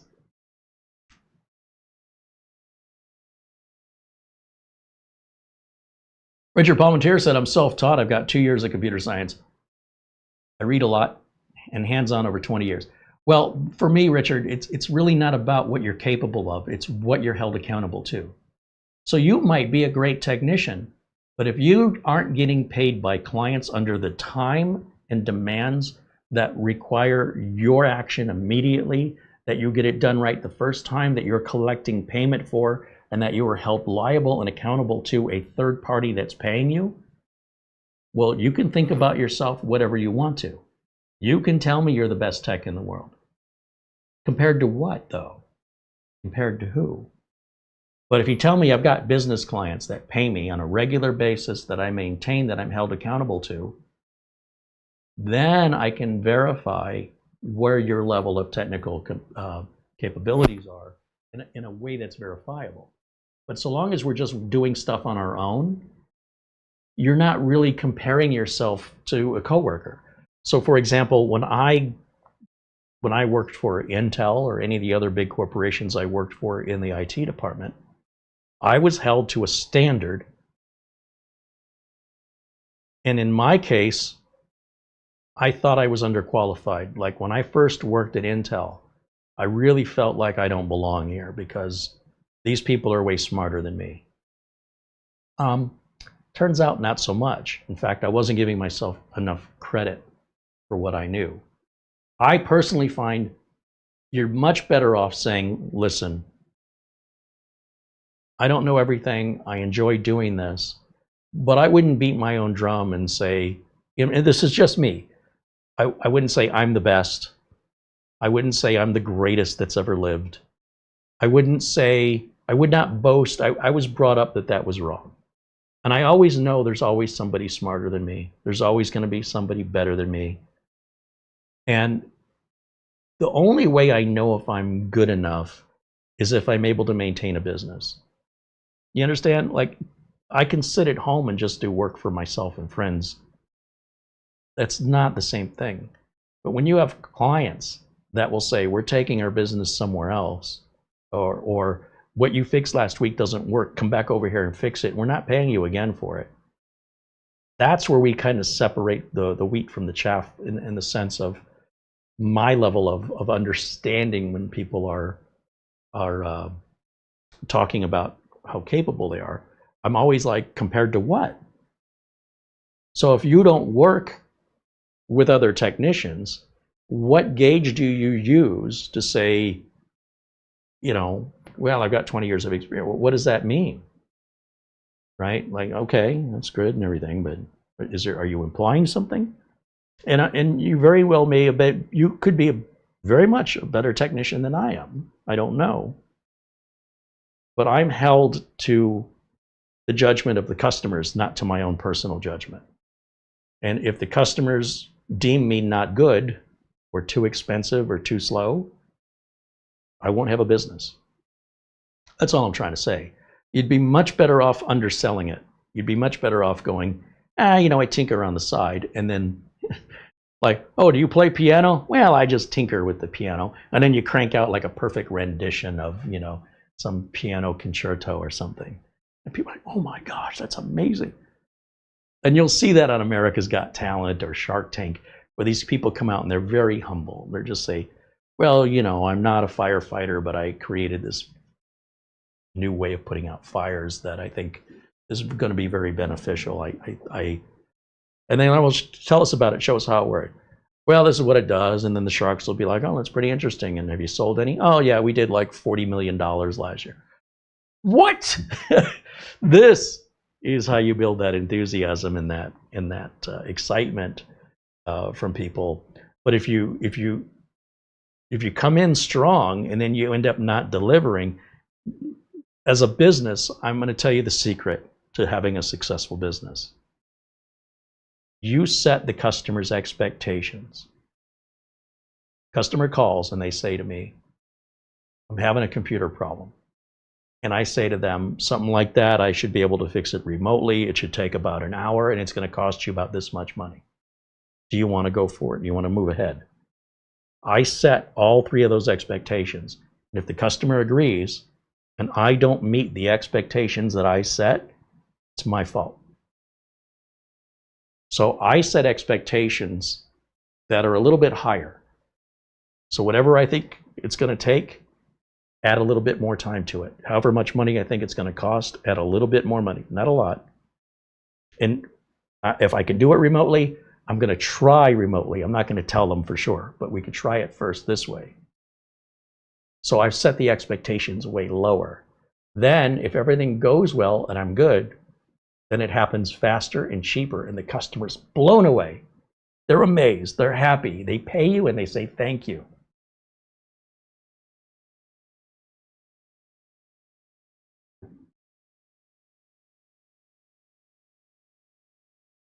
Richard says, I was held accountable for my work. Yeah, well, I took a break out of this business for a year and I lost. So just being at home, not working in the field, I had a lot of catching up to do. So, I mean, that's all well and good. while you're working. But when you're not working and you're no longer held accountable, things move fast. But anyway, regardless, I'm not criticizing you or anything. I'm just saying, you know, the fact that you've been, you know, doing this as long as you have and you enjoy it, I think it's great. Absolutely. He says, I'm still learning. Yeah, so am I. Otherwise, I'd be bored out of my mind, quite frankly. I would have stopped doing this years ago if I stopped learning. It's all good, though. He said, working at a tribal casino taught me a lot as a slot tech. Yeah, a friend of mine worked in Las Vegas as a slot technician. I mean, it's not a computer, but it might be more similar to a mechanic. But nonetheless, it's, you know, any type of skill. Could be a plumber, could be an electrician, could be a doctor, could be a chiropractor, could be a computer tech, a slot tech, mechanic. When you're working on other people's things and they're paying you for it, if you're not doing the level of work that they're expecting, you probably aren't going to be doing it much longer. So, you know, and not specifically to Richard that I'm talking to, but just generally to the audience overall, bear this in mind, because I find that actions speak much louder than words. All right, I think this is probably going to keep going for a while, and I don't think we need to wait for it. Normally, what I do these days is I just hook up a remote KVM to this, and I just let it run, and I go upstairs and watch TV, shop on Amazon, watch YouTube videos. Maybe we go to the store, go grocery shopping, and just let it run. I turn the monitor off. I check back. It'll wait patiently for a restart. In fact, if it sits for a half an hour after the 24H2 update, it'll restart itself. There'll be like a countdown timer. Sometimes I forget it's running, and it's sipping very little power. Like I said, I have the monitor turned off. And then sometimes I forget, and I don't know, it'll occur to me, oh, I left that computer on. That's got to be done by now. So I don't do this ever in a hurry. Like I'm not, if I'm updating a customer's computer, then we'll probably sit and wait for it, honestly. But even then, I'm not just sitting at my laptop connected remotely staring at the screen. I'll open up other tabs and continue working on other things, and then I'll just check the tab and see how that computer's progressing. If the conversation with the customer is dying off, I just tell the customer, let me let you go have dinner, do whatever you need. This is going to take a while. I'll call you back if that's okay, or we can talk tomorrow, but just leave me connected remotely. This is going to be a while. So depending on the circumstance, but most of the time I don't sit and wait for them like I do on these live videos, and I don't think you should either. Email. And we have an email. All right. Thank you, Mara. Bull142 sends an Amazon gift card. He says, I hope you enjoy this Amazon gift card. Thank you to Bull142. We appreciate that. As I mentioned, with Amazon Prime Days coming up, you know, I'm on Amazon every day, and I'm watching prices. What I'll do is I'll add items to my Amazon cart, and then I click the Save for Later button. And every day I log into Amazon, I go to my cart, and I scroll down to my items that I've saved.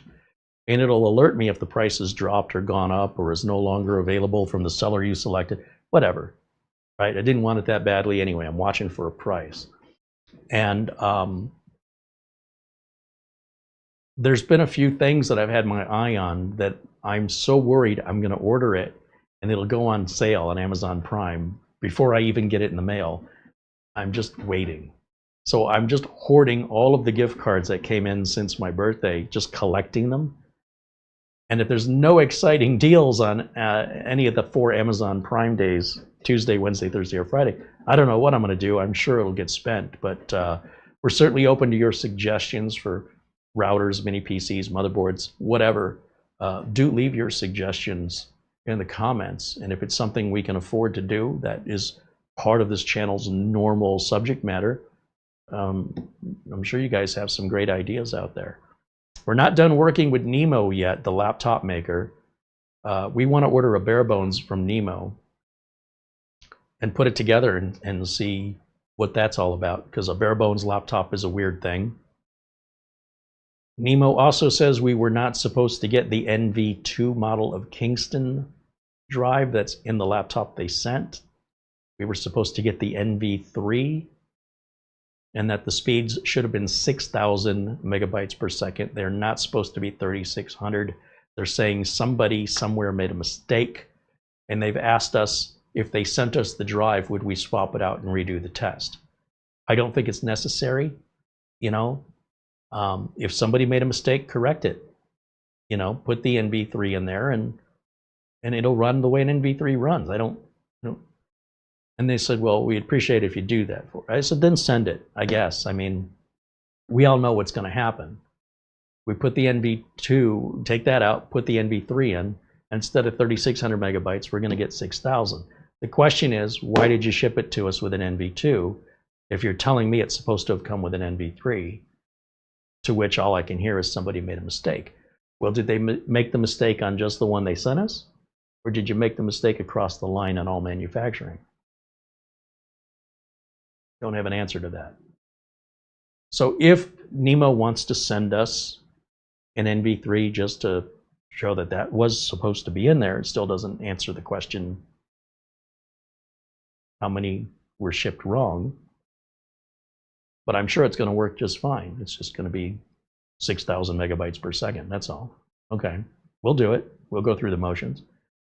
What I really want them to do is send me a bare bones unit, and we'll put our own RAM and our own storage in it. We'll show you how the bare bones unit arrives a bit differently without the screws screwed in. There'll be like a little bag of screws, and the battery will be disconnected. And then we can put the RAM and storage in we want, put our operating system in, see if there's any drivers we need, because on that last Nemo, we didn't need any at all. Windows took care of everything.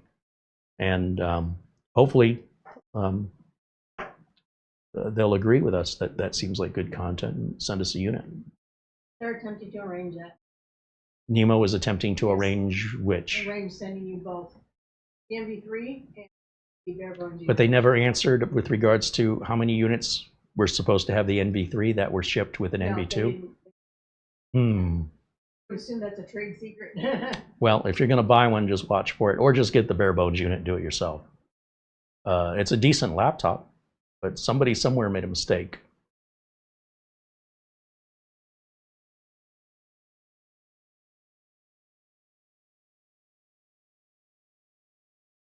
Richard Palmentier said, I found asking questions is a great way to gain knowledge. There's no dumb question. I agree.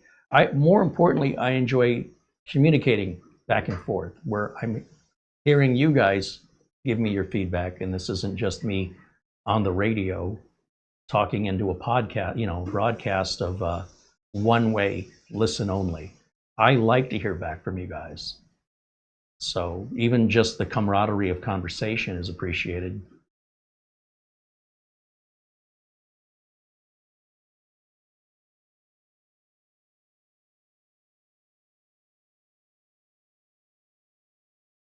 AC's drafting back to being a supporter again. Good to see Aaron. Good to see you, my friend. Thank you for renewing your membership.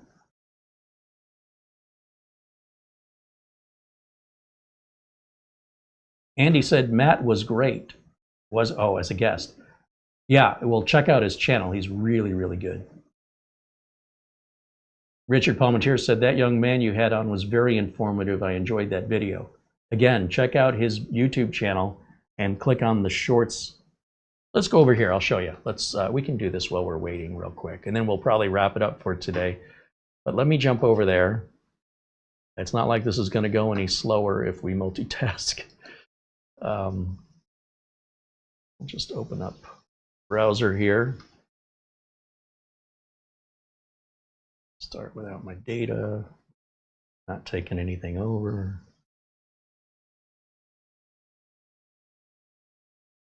Okay, we'll go over to YouTube.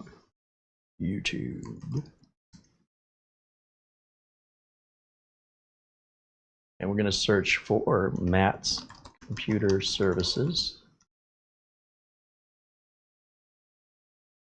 Now you see here, latest shorts from Matt's Computer Service. Just click on any of these. They're all like under 3 minutes long.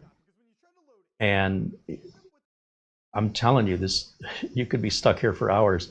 Because if you click on his name, that takes you to his channel. So you've got home, videos, those are going to be uploaded videos, live videos, which he does a few of those. He hasn't done any for a while, other than the one we did together. He also restreamed it. But here under shorts, that's where the gold is found on his channel. And you'll see these videos, they get a lot of views, and he publishes them. He publishes between 1 to 4 of these every day. I don't know how he's got the time. I don't see the time limit on this. Is that him? That's him. Anyway, I can't recommend that enough. Of course, I also like Mike's unboxing reviews and how-to.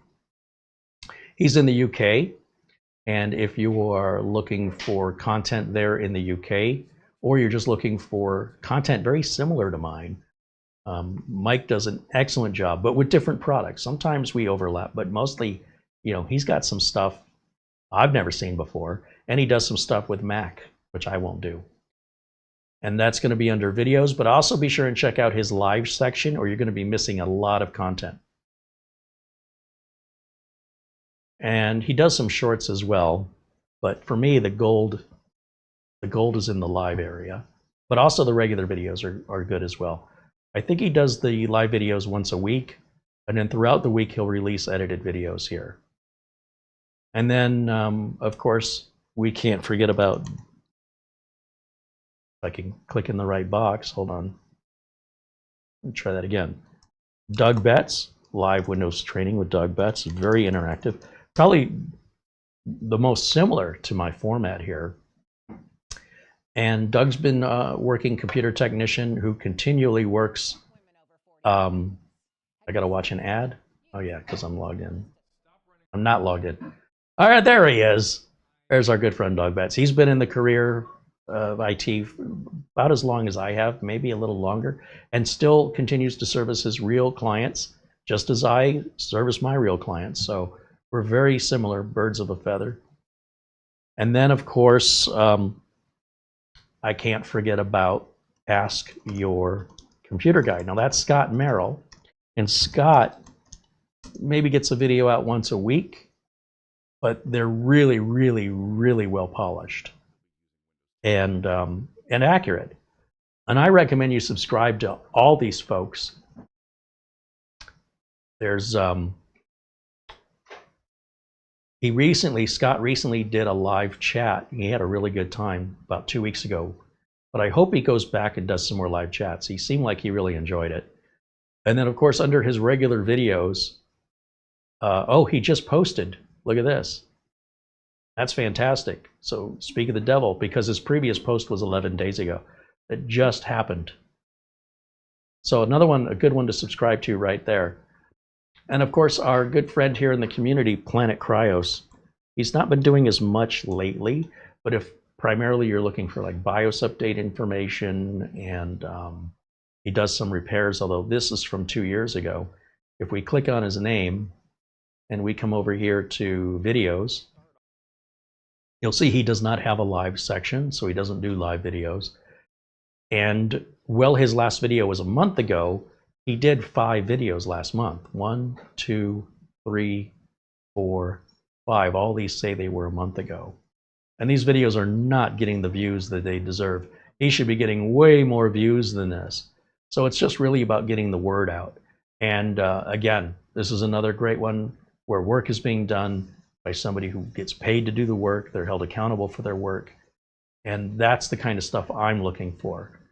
With regards to the big 1 million+ subscriber channels, they're all well and good, don't get me wrong, but they're a little too, they're all too much the same for my taste. I much prefer, they're too common. I'd much prefer what's less common, which is why I make the videos I make. If the kind of video I made became common, I would probably make some other kind of less common video. If that makes any sense, the idea that other people are ignoring a big gap in the market is where I'm driven to. When everybody goes out in the heat of the afternoon and the traffic is hot, everywhere, and the heat is, at its maximum, that's what everybody else is doing. I wait until everybody goes home, the sun goes down, it's cooler.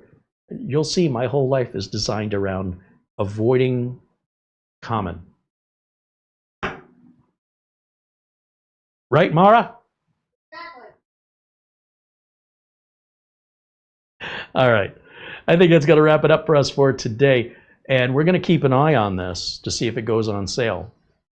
So I'm not necessarily recommending you buy one today. It's possible. Maybe not. I really don't. Honestly, I have no idea. The danger is if it does go on sale and sells out and you really wanted one, then you missed. You missed it. I can't imagine they're going to be giving them away. There may be a $20 discount, something like that, or none at all. But if they do offer it with like a $20 or $30 discount, I hope you find out about it quickly because it'll likely sell out. So I would feel bad if you wanted one and you waited and then you weren't able to get one. On the other hand, I would feel bad if you paid more for it today than if you ordered it in 2 days. So I'm going to leave that up to you. But they're so affordable now. There's no reason to be, saying you can't have Windows 10 anywhere. The whole idea of all the hype about Windows 10 support ending. I've had people in the audience asking me, what am I going to do when Windows support ends in 2022? I'm like, why are we talking about this in 2022? And then all throughout 2022, what am I going to do when Windows support? You're 2.5 years, 3 years away from that. It's 2023. What am I going to do when my Windows support ends? 2024.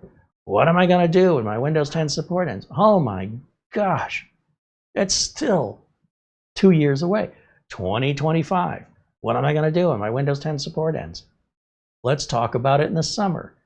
And before we even get to the summer, Microsoft says we're extending support for an extra year if you just sign up for an Amazon account. Or if you sign up for a Microsoft account and just sync your settings. And once you do that, you can disconnect from your Microsoft account and you'll get your updates. All this anxiety, all this stress for nothing. Nothing. And I kept trying to tell people that over and over and over again. You're worrying about it way too soon. Way too soon. So many things could have happened in 2022 to 2025 where a new computer would have been required because maybe your computer died. Maybe something happened to it. Maybe you came into some money. Maybe somebody gave you something. So many things. And yet you got 3 years. Let's get there first. So for those of you who got here, then you're still freaking out. Okay, Carey, it's been 3 years. Okay, well, Microsoft just extended it another year if you just do this one little thing. Well, I don't want to do that one little thing. Okay, well then don't. But I can't afford a new computer. Well, stop using Windows. Stop it. You sound like a Linux user. You should be using Linux. But I don't want to. Okay. You can have whatever you want if you can afford it. I want Windows 10. Keep using it. I don't care. Yeah, but what if my support ends? Well, then your identity gets stolen. Whatever. Who cares? You don't care. I don't care. What do I care? I'm not making any money on it. You want to protect yourself online, but you don't want to pay any money for it. Use Linux. I don't want to use Linux. Okay, you don't want to use Linux. You don't want to use Windows 11. You say you can't afford anything, but you're going to be really nitpicky and demanding. Good luck. I have been telling you guys, and I'm just telling you so you're aware that you witness this as we continue moving forward. Because guess what? This is never going to end. Whatever the next trend of articles being written and hype being driven to TP-Link and being banned, to this new memory, to framework laptops, to the new Snapdragon processors that are coming out. Oh boy. It's always the same. It's just going around in circles. And if you want to let yourself get worked up over it, don't let me get in your way. But, fool me once, shame on you. Fool me twice, shame on me. At some point, you've got to recognize this and not get swept up in it. You've got to rise above it and say, I've seen all this before. Likely this plays out the same way. There's no sense worrying about something you have no control over that may never happen. There's got to be a better, more productive use of your time, isn't there? So unless there's something you can personally do to change it, unless you have to, why are you worried about it today? So that's the way I see it. And we talk about customers earlier on, customers that have a problem with a computer that prevents them from getting something done versus customers who have a subjective problem with a computer. I don't like this little icon. How do I get rid of it? Seriously, that's your support call? I had a client the other day, and when they click on, maybe this one will do it. I think it'll do it because we don't have the latest updates. But let me just check and see, and I can show you what the quote-unquote problem was. You go up to, well, go down rather, to our File Explorer, and we'll click on our C drive.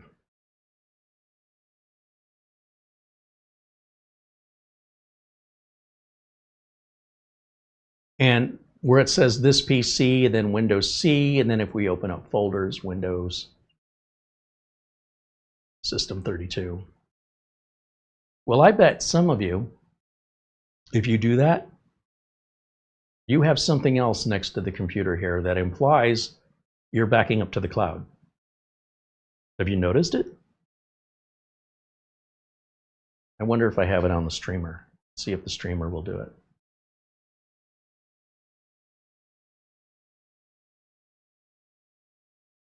No, it's not happening over here. It's an advertisement.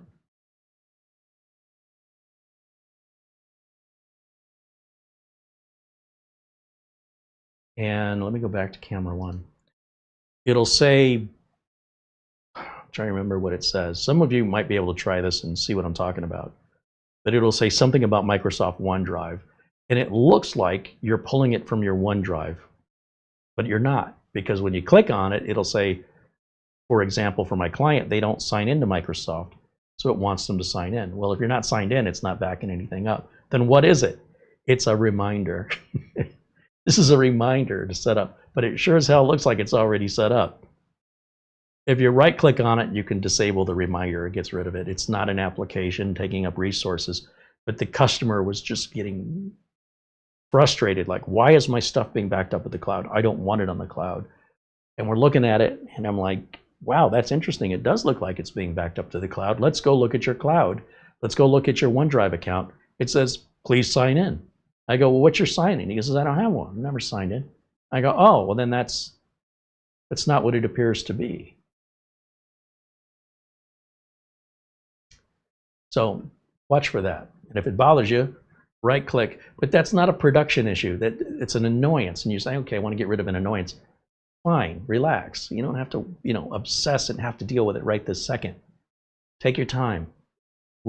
I'm trying to triage in an emergency room people that are dying from people that have a paper cut. If you have a paper cut, you can wait. That's all I'm trying to say. You're welcome to ask, and you're welcome to join the forums, by the way. And I hope you do. And that's a great place for you guys to help each other, especially where we deal with like preferences. I would prefer my start menu to be over to the left. I would prefer to not have this icon on my desktop. I would prefer, that's all well and good, that's legitimate. But it's not, hey, my network isn't working, I can't access any of my files, stuff like that. I've lost all access to the internet. Well, even that, you have to use another device, obviously, to connect into the forums, but we're absolutely happy to help you either way. But it just goes back to the whole, what am I going to do when my Windows 10 support ends? And they've been asking this now for 3.5 years, at least 3.5 years. Like it was impending. It's not. Relax. All right. Andy says, GMK Tech just came out with a Ryzen 3500U Mini at very good price. Pretty much the same as a Wowie P5. but more expensive. Well, keep an eye on it during Amazon Prime days and let us know if it goes on Prime sale, because they might be raising the price up to make the sale look better, you know, make you feel like you're getting a better deal, especially when we're this close to the sale. And Amazon isn't the only one. Just in case you didn't know, Walmart, Target, and other retailers, they're still competing against Amazon. So when Amazon pulls a stunt like this, so do they. They retaliate. So Walmart may have better deals, and Target may have other better deals, and Best Buy may have better deals during Amazon Prime days. What a coincidence, huh? So shop around if you're looking for the best deal. They're not always going to be at Amazon during Amazon Prime days.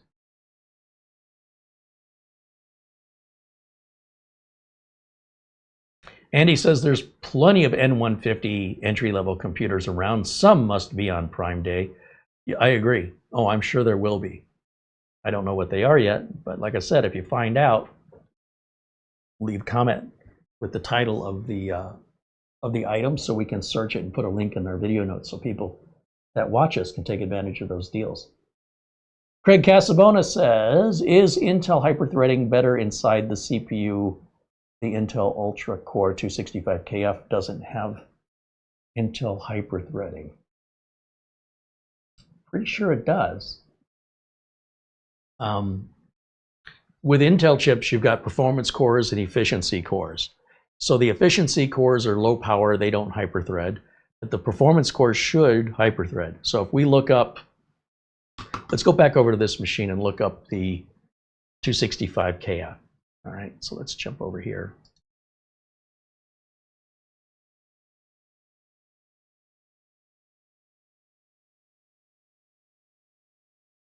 Intel 265KF hyperthreading. Let's just see what it pulls up. And I typed it wrong, but it corrects it. So this says it loses hyperthreading. Is this released? Normally, if it doesn't have hyperthreading, it's likely because it's only efficiency cores. This is supposedly a 14700KF successor, but it has 20 cores, but only 20 threads. And that means Intel is ditching multi-threading in a very bold move. Oh, well, this is news to me. Hold on, let me catch up with what this news is. When was this published? A year ago?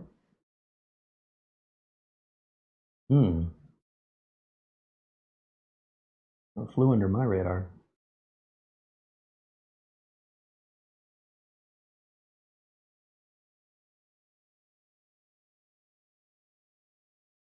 You know, that's not very helpful. This article doesn't really go into explain it.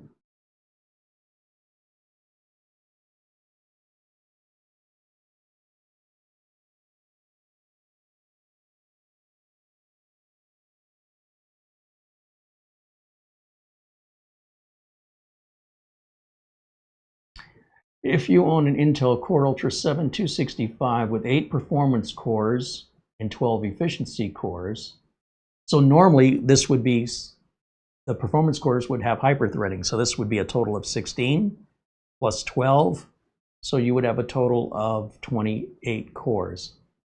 Well, basically you're adding 8, right? And they're saying with more efficiency cores working along performance, the performance can handle more tasks without needing hyperthreading. Well, that's what they say. Well, let's do this.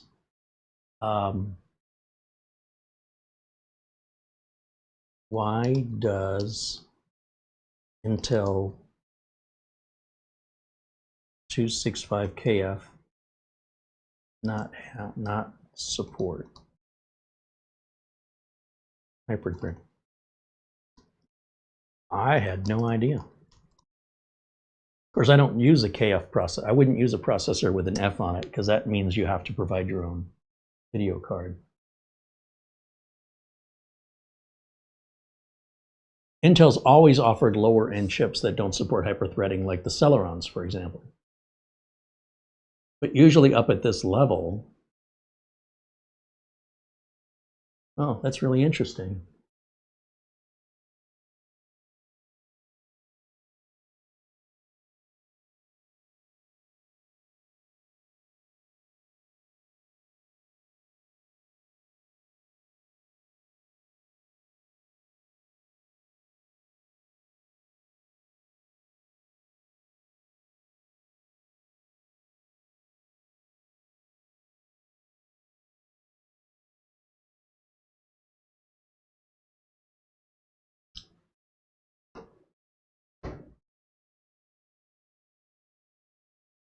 4% higher than a Ryzen 7 9900X, 14% better than the 14700K it replaces. It delivers performance akin to the 14900K. Well, I guess the proof is in the pudding. If they can achieve that without hyper-threading, then clearly they don't need it. There's got to be some advantages. Oh, and it includes an NPU. It's not as powerful as other processors in creative applications like Photoshop and Premiere. Same is true for some gaming scenarios. DDR5 only, that's fine. It struggles in terms of value compared to the Ryzen 7 7000X, and the 14700K is cheaper. Yeah. At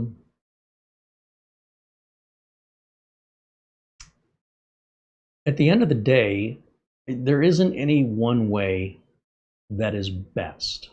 I mean, I'm surprised to see that on a high-end processor.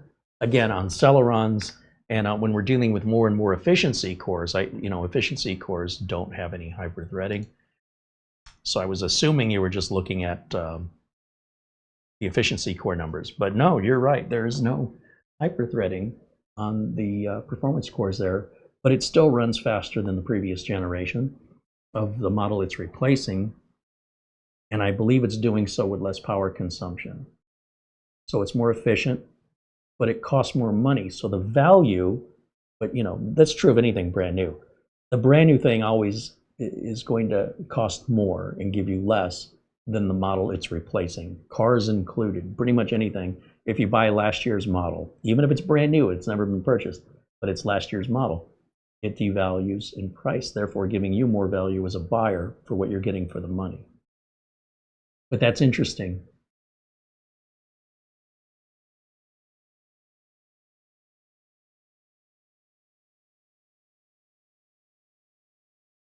Greg says, I have an NVIDIA 4070 graphics card. That's why I got an F series processor. But the problem is diagnostics. Like if you're having a problem with your video card, you need to put another video card in to test it. Versus if you just had the video card built onto the CPU, in that scenario where diagnostics are needed, you could pull your GPU, run off your internal graphics, and see if the same problem happens. So I never buy the F CPUs for that reason. I think I ordered one once by mistake, but never intentionally. Hey, there's Mats Olaf joining us. Good to see you, Mats Olaf. I want to try something here.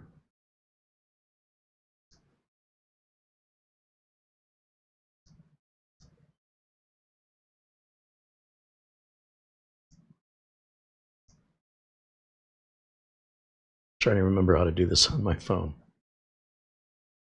Is it bad that Intel 265KF CPUs do not have hyperthreading? Oh, it already canceled before I finished my sentence. Is it bad that Intel 265KF CPUs do not have hyperthreading? It's okay.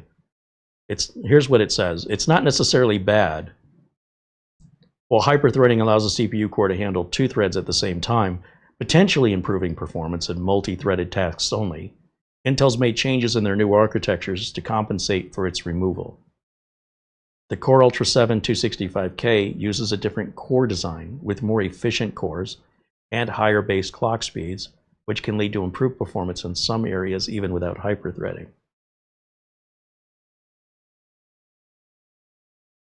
The new core designs and architectures aim for higher efficiency. Yeah, that's what it's about.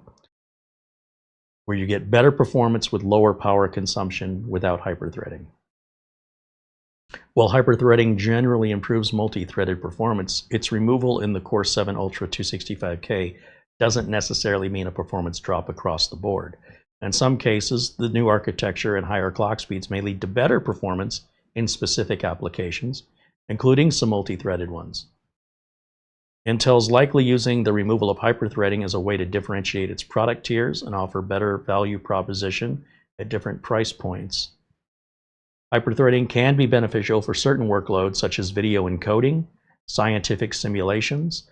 However, for other workloads like gaming, the performance impact of removing hyperthreading can be minimal or even negative in some cases.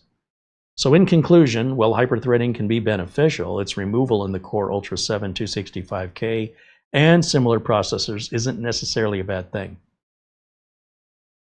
It will depend upon the specific workload and how well the new architecture handles it. Interesting. I will tell you, we just built a Ultra 7 265K. It didn't seem slow to me. I think we're getting sometimes caught up with benchmarks. You know, it's like the Nemo laptop with the NV2 Kingston model drive that I'm like, hey, this is Gen 3 speeds at 3,600 megabytes per second. How did I know that? Go back and watch the review. At any point, was I complaining the computer was slow or it didn't seem fast enough? No. Never happened. Out of curiosity, nothing but curiosity, I run Crystal Disk Mark, and how fast does this go on? As a human being, I cannot tell, because if you're going 3,600 megabytes a second, 7,300 megabytes a second, 14,000 megabytes per second, the higher up you go, the difference becomes less noticeable to a human. It ultimately is milliseconds. So unless you're able to detect milliseconds, which I cannot, and I've never met anybody in my life that could, what you're getting caught up in are the numbers. So why did I get caught up in it? When the laptop says it comes with a Generation 4 NVMe drive, I want to make sure I'm getting Generation 4 speeds. I want to make sure I'm getting what I pay for. It doesn't matter if I use it. If I buy a large combo at the fast food restaurant and they don't give me everything large, if I, oh, here's a small fry and a small drink, I ordered the large. But you're not going to eat it all. I don't care. It's what I paid for. If I want to throw it away or share it, that's my business. So in that sense, I'm like, wait a minute, these numbers we're seeing should fall somewhere around 5,000 to 7,000, maybe a little bit more than 7,000. But on most mini PCs and laptops, they're not going to be at 7,000. But they're also not necessarily going to be under 4,000. That's pretty bizarre. In fact, I've never seen it before. So I'm like, wait a minute, this is advertised with a Gen 4 NVMe at 512 gigs or 1 terabyte, whatever it is. Maybe I don't need a terabyte, but I paid for a terabyte. And I would be just as upset if I found out I only had 500 gigs. I'd say, wait a minute. You sold this to me advertised with 1 terabyte, and you sold me 500 gig. Now, if that was the case, I wouldn't realize that until I ran out of space. I go, well, why am I out of space?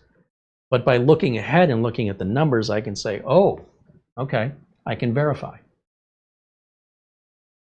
But by using it, simply by turning the laptop on and using it, it would take a while for me to fill 500 gigs.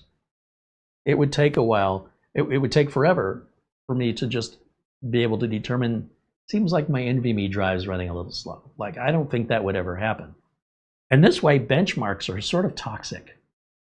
Because if what you're chasing after are numbers that you can't tell as a human being, you can't feel any difference, then you're just wasting money. And marketing companies love that. But at the same time, marketing companies also like promoting something that doesn't really match our expectations of those terms the marketing companies use. So if a marketing company says this is a Gen 4 drive, and we know Gen 4 can run, by definition, between 3,600 and 7,300 megabytes per second, I have never seen a Gen 4 drive run as slow as the one in the Nemo. And I wasn't even aware anybody would sell one that slow. And yet, Kingston makes the slowest Gen 4 drive on the market. I didn't even know it existed, and I don't know why anybody would buy one. No. And I've got another email. All right. If it's going to cost me the same amount of money to get the faster drive for the same capacity, why would I want the slower one, regardless if I notice it or not? I want what I paid for. Don't worry about how I use it. But without the benchmark, I would have never known. I would have had to look up the model number of the drive, like open up the laptop, look at the make and model, Google that with the specifications. Then I could see its highest rated speed is 3600, which matches that of a Generation 3's highest speed. That's Generation 4's lowest speed. And to the best of my knowledge, no manufacturer would be dumb enough, would have the gall to call something Gen 4 running where the overlap of Gen 4 and Gen 3 are. But yet, Kingston does it. And I'm not aware of a single manufacturer, even on AliExpress, they don't sink that low to deception in marketing. Because that's what it is as far as I'm concerned. That's a Gen 3 drive. Everything about that drive is Gen 3. It's just got a Gen 4 controller. That doesn't make any sense. It's like you have an old piece of crap car and you put tires that are rated for a Ferrari on it. Those tires are never going to get used to what they were designed to do, to withstand the heat and the pressure of that speed. Your car will never hit that. So you've wasted your money putting those tires on that car. In much the same way, Kingston wasted money putting a Gen 4 controller onto everything else's Gen 3 on that. And it's despicable. And the fact somebody at Nemo made a mistake, I mean, look, it's feasible. NV2 looks a lot like NV3. The model number is only one number different. I could believe that's an honest mistake, but there should have been some quality control to verify regardless. All right, check my email. Oh, our friend Barry Klein with an Amazon gift card. He says, I hope you enjoy this gift card. I like it primarily to be used to prime your Amazon Prime account in anticipation of Prime Days. Right on. Thank you, Barry. Thank you, Bull142, Mark Gaines, Ben Laird, and Buster for the gift cards. Yeah, we'll have some shopping to do here come Tuesday, Wednesday, Thursday, and Friday. I think that's going to wrap it up for me for today. We've gone a little bit long, but I've enjoyed our discussion, if you couldn't tell. And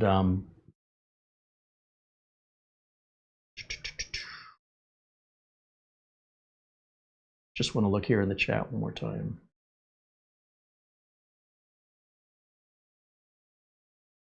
Andy says, I'm keeping track of a number of entry-level minis for Christmas gifts. Right on.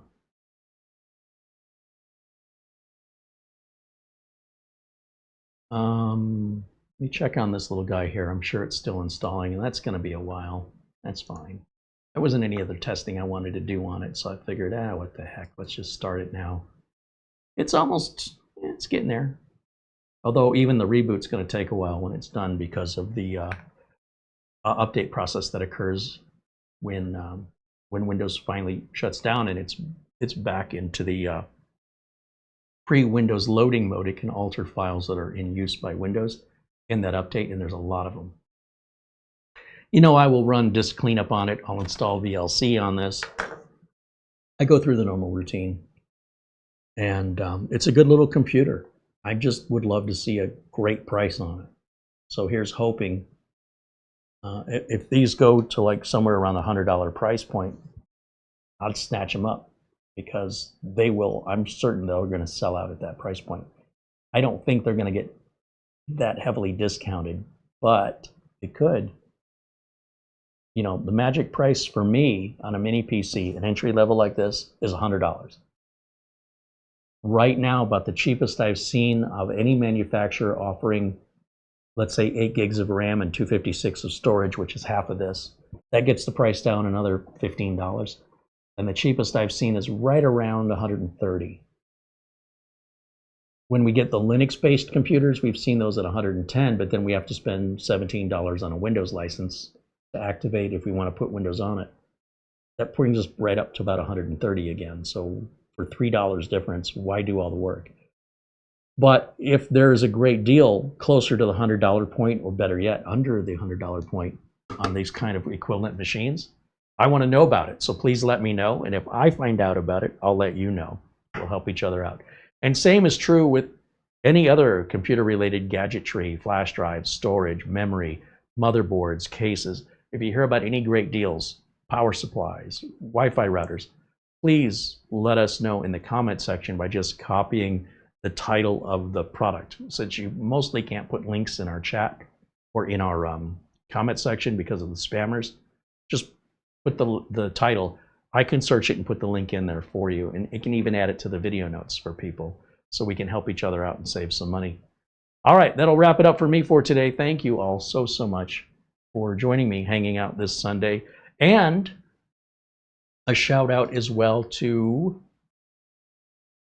3D Everything with a $5 super chat. He says, how is Mitch doing? I'm asking because I had a quadruple bypass surgery myself, and I can relate. I was on disability for 12 weeks. Thank you for asking, 3D Everything. I just talked to Mitch a couple days ago, and he was out at the bar having a drink. He's healing. He's going to take a couple weeks, you know. I think 6 to 8 weeks. Everything went really well. He's got cardiac physical therapy, and he's doing everything he's supposed to do, and he is healing like a Terminator T-2000. And I'm sure he's going to be back to his old self here in just a couple weeks. He's well on the mend and doing better than expected. So thank you for asking. And we'll have him back on the show, and he can show off his scar. All right, David Greathouse just became a member. Thank you, David. And again, thank you to AC's Drafting for renewing on membership, as well as welcome into Big Sky Kodiak as a new member here, and Bruins 44. Steve Dodd renewed membership, and Thomas Mac T renewed membership, as well as Richard Palmentier. And just a reminder, we do members only on Mondays. So tomorrow at 1 o'clock, there are videos that only members can see, and they never become public, never ever. So as a member here, we hope you'll join us for these exclusive members only videos. And now that you're a member, go back and look at some of the members only videos you've missed, because last week we talked about the Synology and how I use it in this synchronization software and how it all works. And we're going to pick up on from last week, this week. So if you haven't watched last Monday's video, at the very least, I recommend you watch that, because we're going to pick up from there. Also, if you have those videos on Mondays are more informal, so we're just hanging out. You know, it's less business and more conversational. Any subject's up for grabs, pretty much. I still try to avoid politics and religion because it only makes enemies. But apart from that, you know, we love hanging out with you guys, and we certainly hope you take advantage of those members-only videos. You also have access to any videos that are older than 12 months old. Once the videos hit 12 months old, they go into our archive, and members can access the entire archive of previous content going all the way back to 2009 or 2008. But thank you so much for supporting us here. So we remain independent. We're not taking on sponsorships where we're being told what we can say or how we can say it or what we have to review, or that they have to preview any content before we show it to you. I don't want to do that kind of content. That's already being done ad nauseum here on the platform, so I don't need to add to an overly saturated content style, in my opinion. Speaking of our friends at SCD Keys, this is where I go to get my Windows and Office licenses. This is not a sponsorship in the sense that, you know, we're not making any commission if you guys buy a license or you don't, but they are reaching out to help me and help you with a discount code, 30% off with coupon code Carey, with 6 months of support on real legitimate license keys. When you buy those shady license keys, yeah, maybe you get away with it, maybe you get worked over. I don't know. I mean, I'm not gambling with my business. So when I buy product keys, they've got to be the real deal. Some of my clients are attorneys. This would not be a good look for them if they found out their keys were not legit. That would not work out well for me. So if you want to know who I use in my business and you want to know how much I'm paying, that's where I'm going, and that's what I'm paying, the same as you. And we certainly appreciate the folks at SCD Key extending this offer to our audience. And all the links for the different variations of Windows and Office are in the video description below today's video. Also, for full disclosure, Trycoo sent this to us to evaluate, and we certainly thank them for sending it under no condition. In other words, we review it, the way we review it, when we review it, how we review it. We're honest, we're live. A lot of companies do not want that. Most companies that we talk to, they don't want to give up the control. There's no trust. We appreciate Trycoo's trust, and we appreciate the value they offer in the marketplace. This is a very crowded marketplace with many PCs, and this is definitely a brand I would consider much along the same with many other brands. They're not alone in that. However, there are a lot of brands I would also stay away from. And I tell you as much when we review them overall, what the problems are. And it's not really for me to tell you what you should buy. I'm just telling you what I would buy. When we looked at that brand, just to give you, just name names, Soyan, S-O-A-Y-A-N, Google them. Where are they? Where's your support? Where's your drivers? Where do you get any help? It doesn't exist. But it's cheaper, okay? Not by much. Now try that with Trycoo. You're going to find website, you're going to find drivers, you're going to find support. Couple dollars difference. And not much. So the quality of this is great, especially when you consider this is a $150 computer. It's amazing to me that this whole computer costs as much. It costs less than how much Microsoft wants for Windows 11. Do you know how much Microsoft wants for Windows 11? Like if you ever tried to buy it from Microsoft, I'm going to show you this and then we're going to go. Let me come back over here real quick. So I want to show you, I'm not exaggerating, it's not hyperbole. This is if you wanted to say, look, I want to make sure Microsoft gets every penny that they want because, you know, they're suffering. He said sarcastically.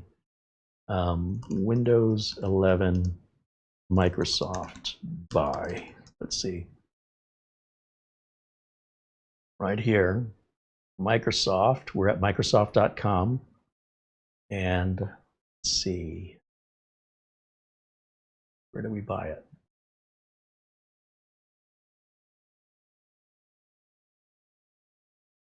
We go back.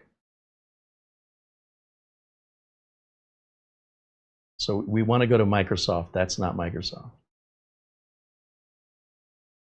I mean, Best Buy sells it. I don't know what Best Buy charges for it, since that link came up first.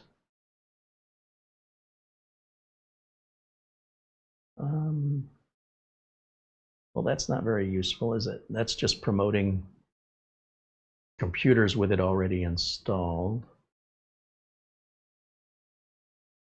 Buy and download Windows 11 Home. That seems promising. Okay, so for Windows 11 Home, to download it, right? They're not sending you anything in the mail. You're going to download this. It's $140. That's $10 less, or sorry, yeah, $10 less than this computer, right? And what about Home? How much is that? Oh, do you want a USB stick that you can never overwrite or use again? Apparently that's the same price, but you're going to have to wait for it to arrive in the mail, and you'll never be able to update that USB stick to a newer version. You'll always have to install the old version and upgrade on top of it on the computer. The USB stick is unwritable. So, what about Windows Pro?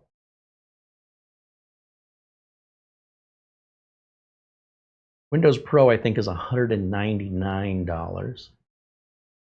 So for less than the cost of the operating system that's built onto this mini PC, you get the operating system. So effectively, you're getting a discount on the operating system, and the rest of the computer is at no additional cost. That includes the VESA bracket, the Wi-Fi, the Bluetooth, the cooler, the motherboard, the CPU, the RAM, the storage, the power adapter. I mean, suddenly now that price seems like a bargain, right? When you really think about if you were to piece this together yourself, you couldn't do that for $150. Try it. Prove me wrong.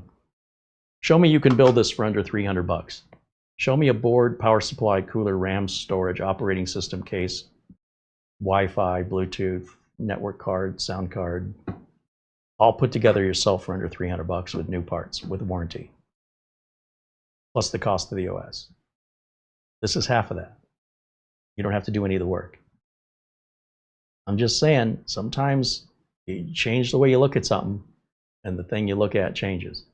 That's going to wrap it up for me for today. Thank you all so much for hanging out. Thank you all the members for making these videos possible. Of course, Trycoo. Thank you to Mara, of course, for all the work she does in the background with our thumbnails and our video notes and answering your emails. If you want to reach out to us in email, just realized I haven't provided that to you.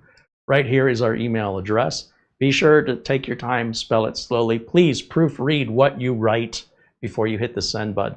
It doesn't do us any good if never press twice flexible. I don't know what that means if that's what you've written.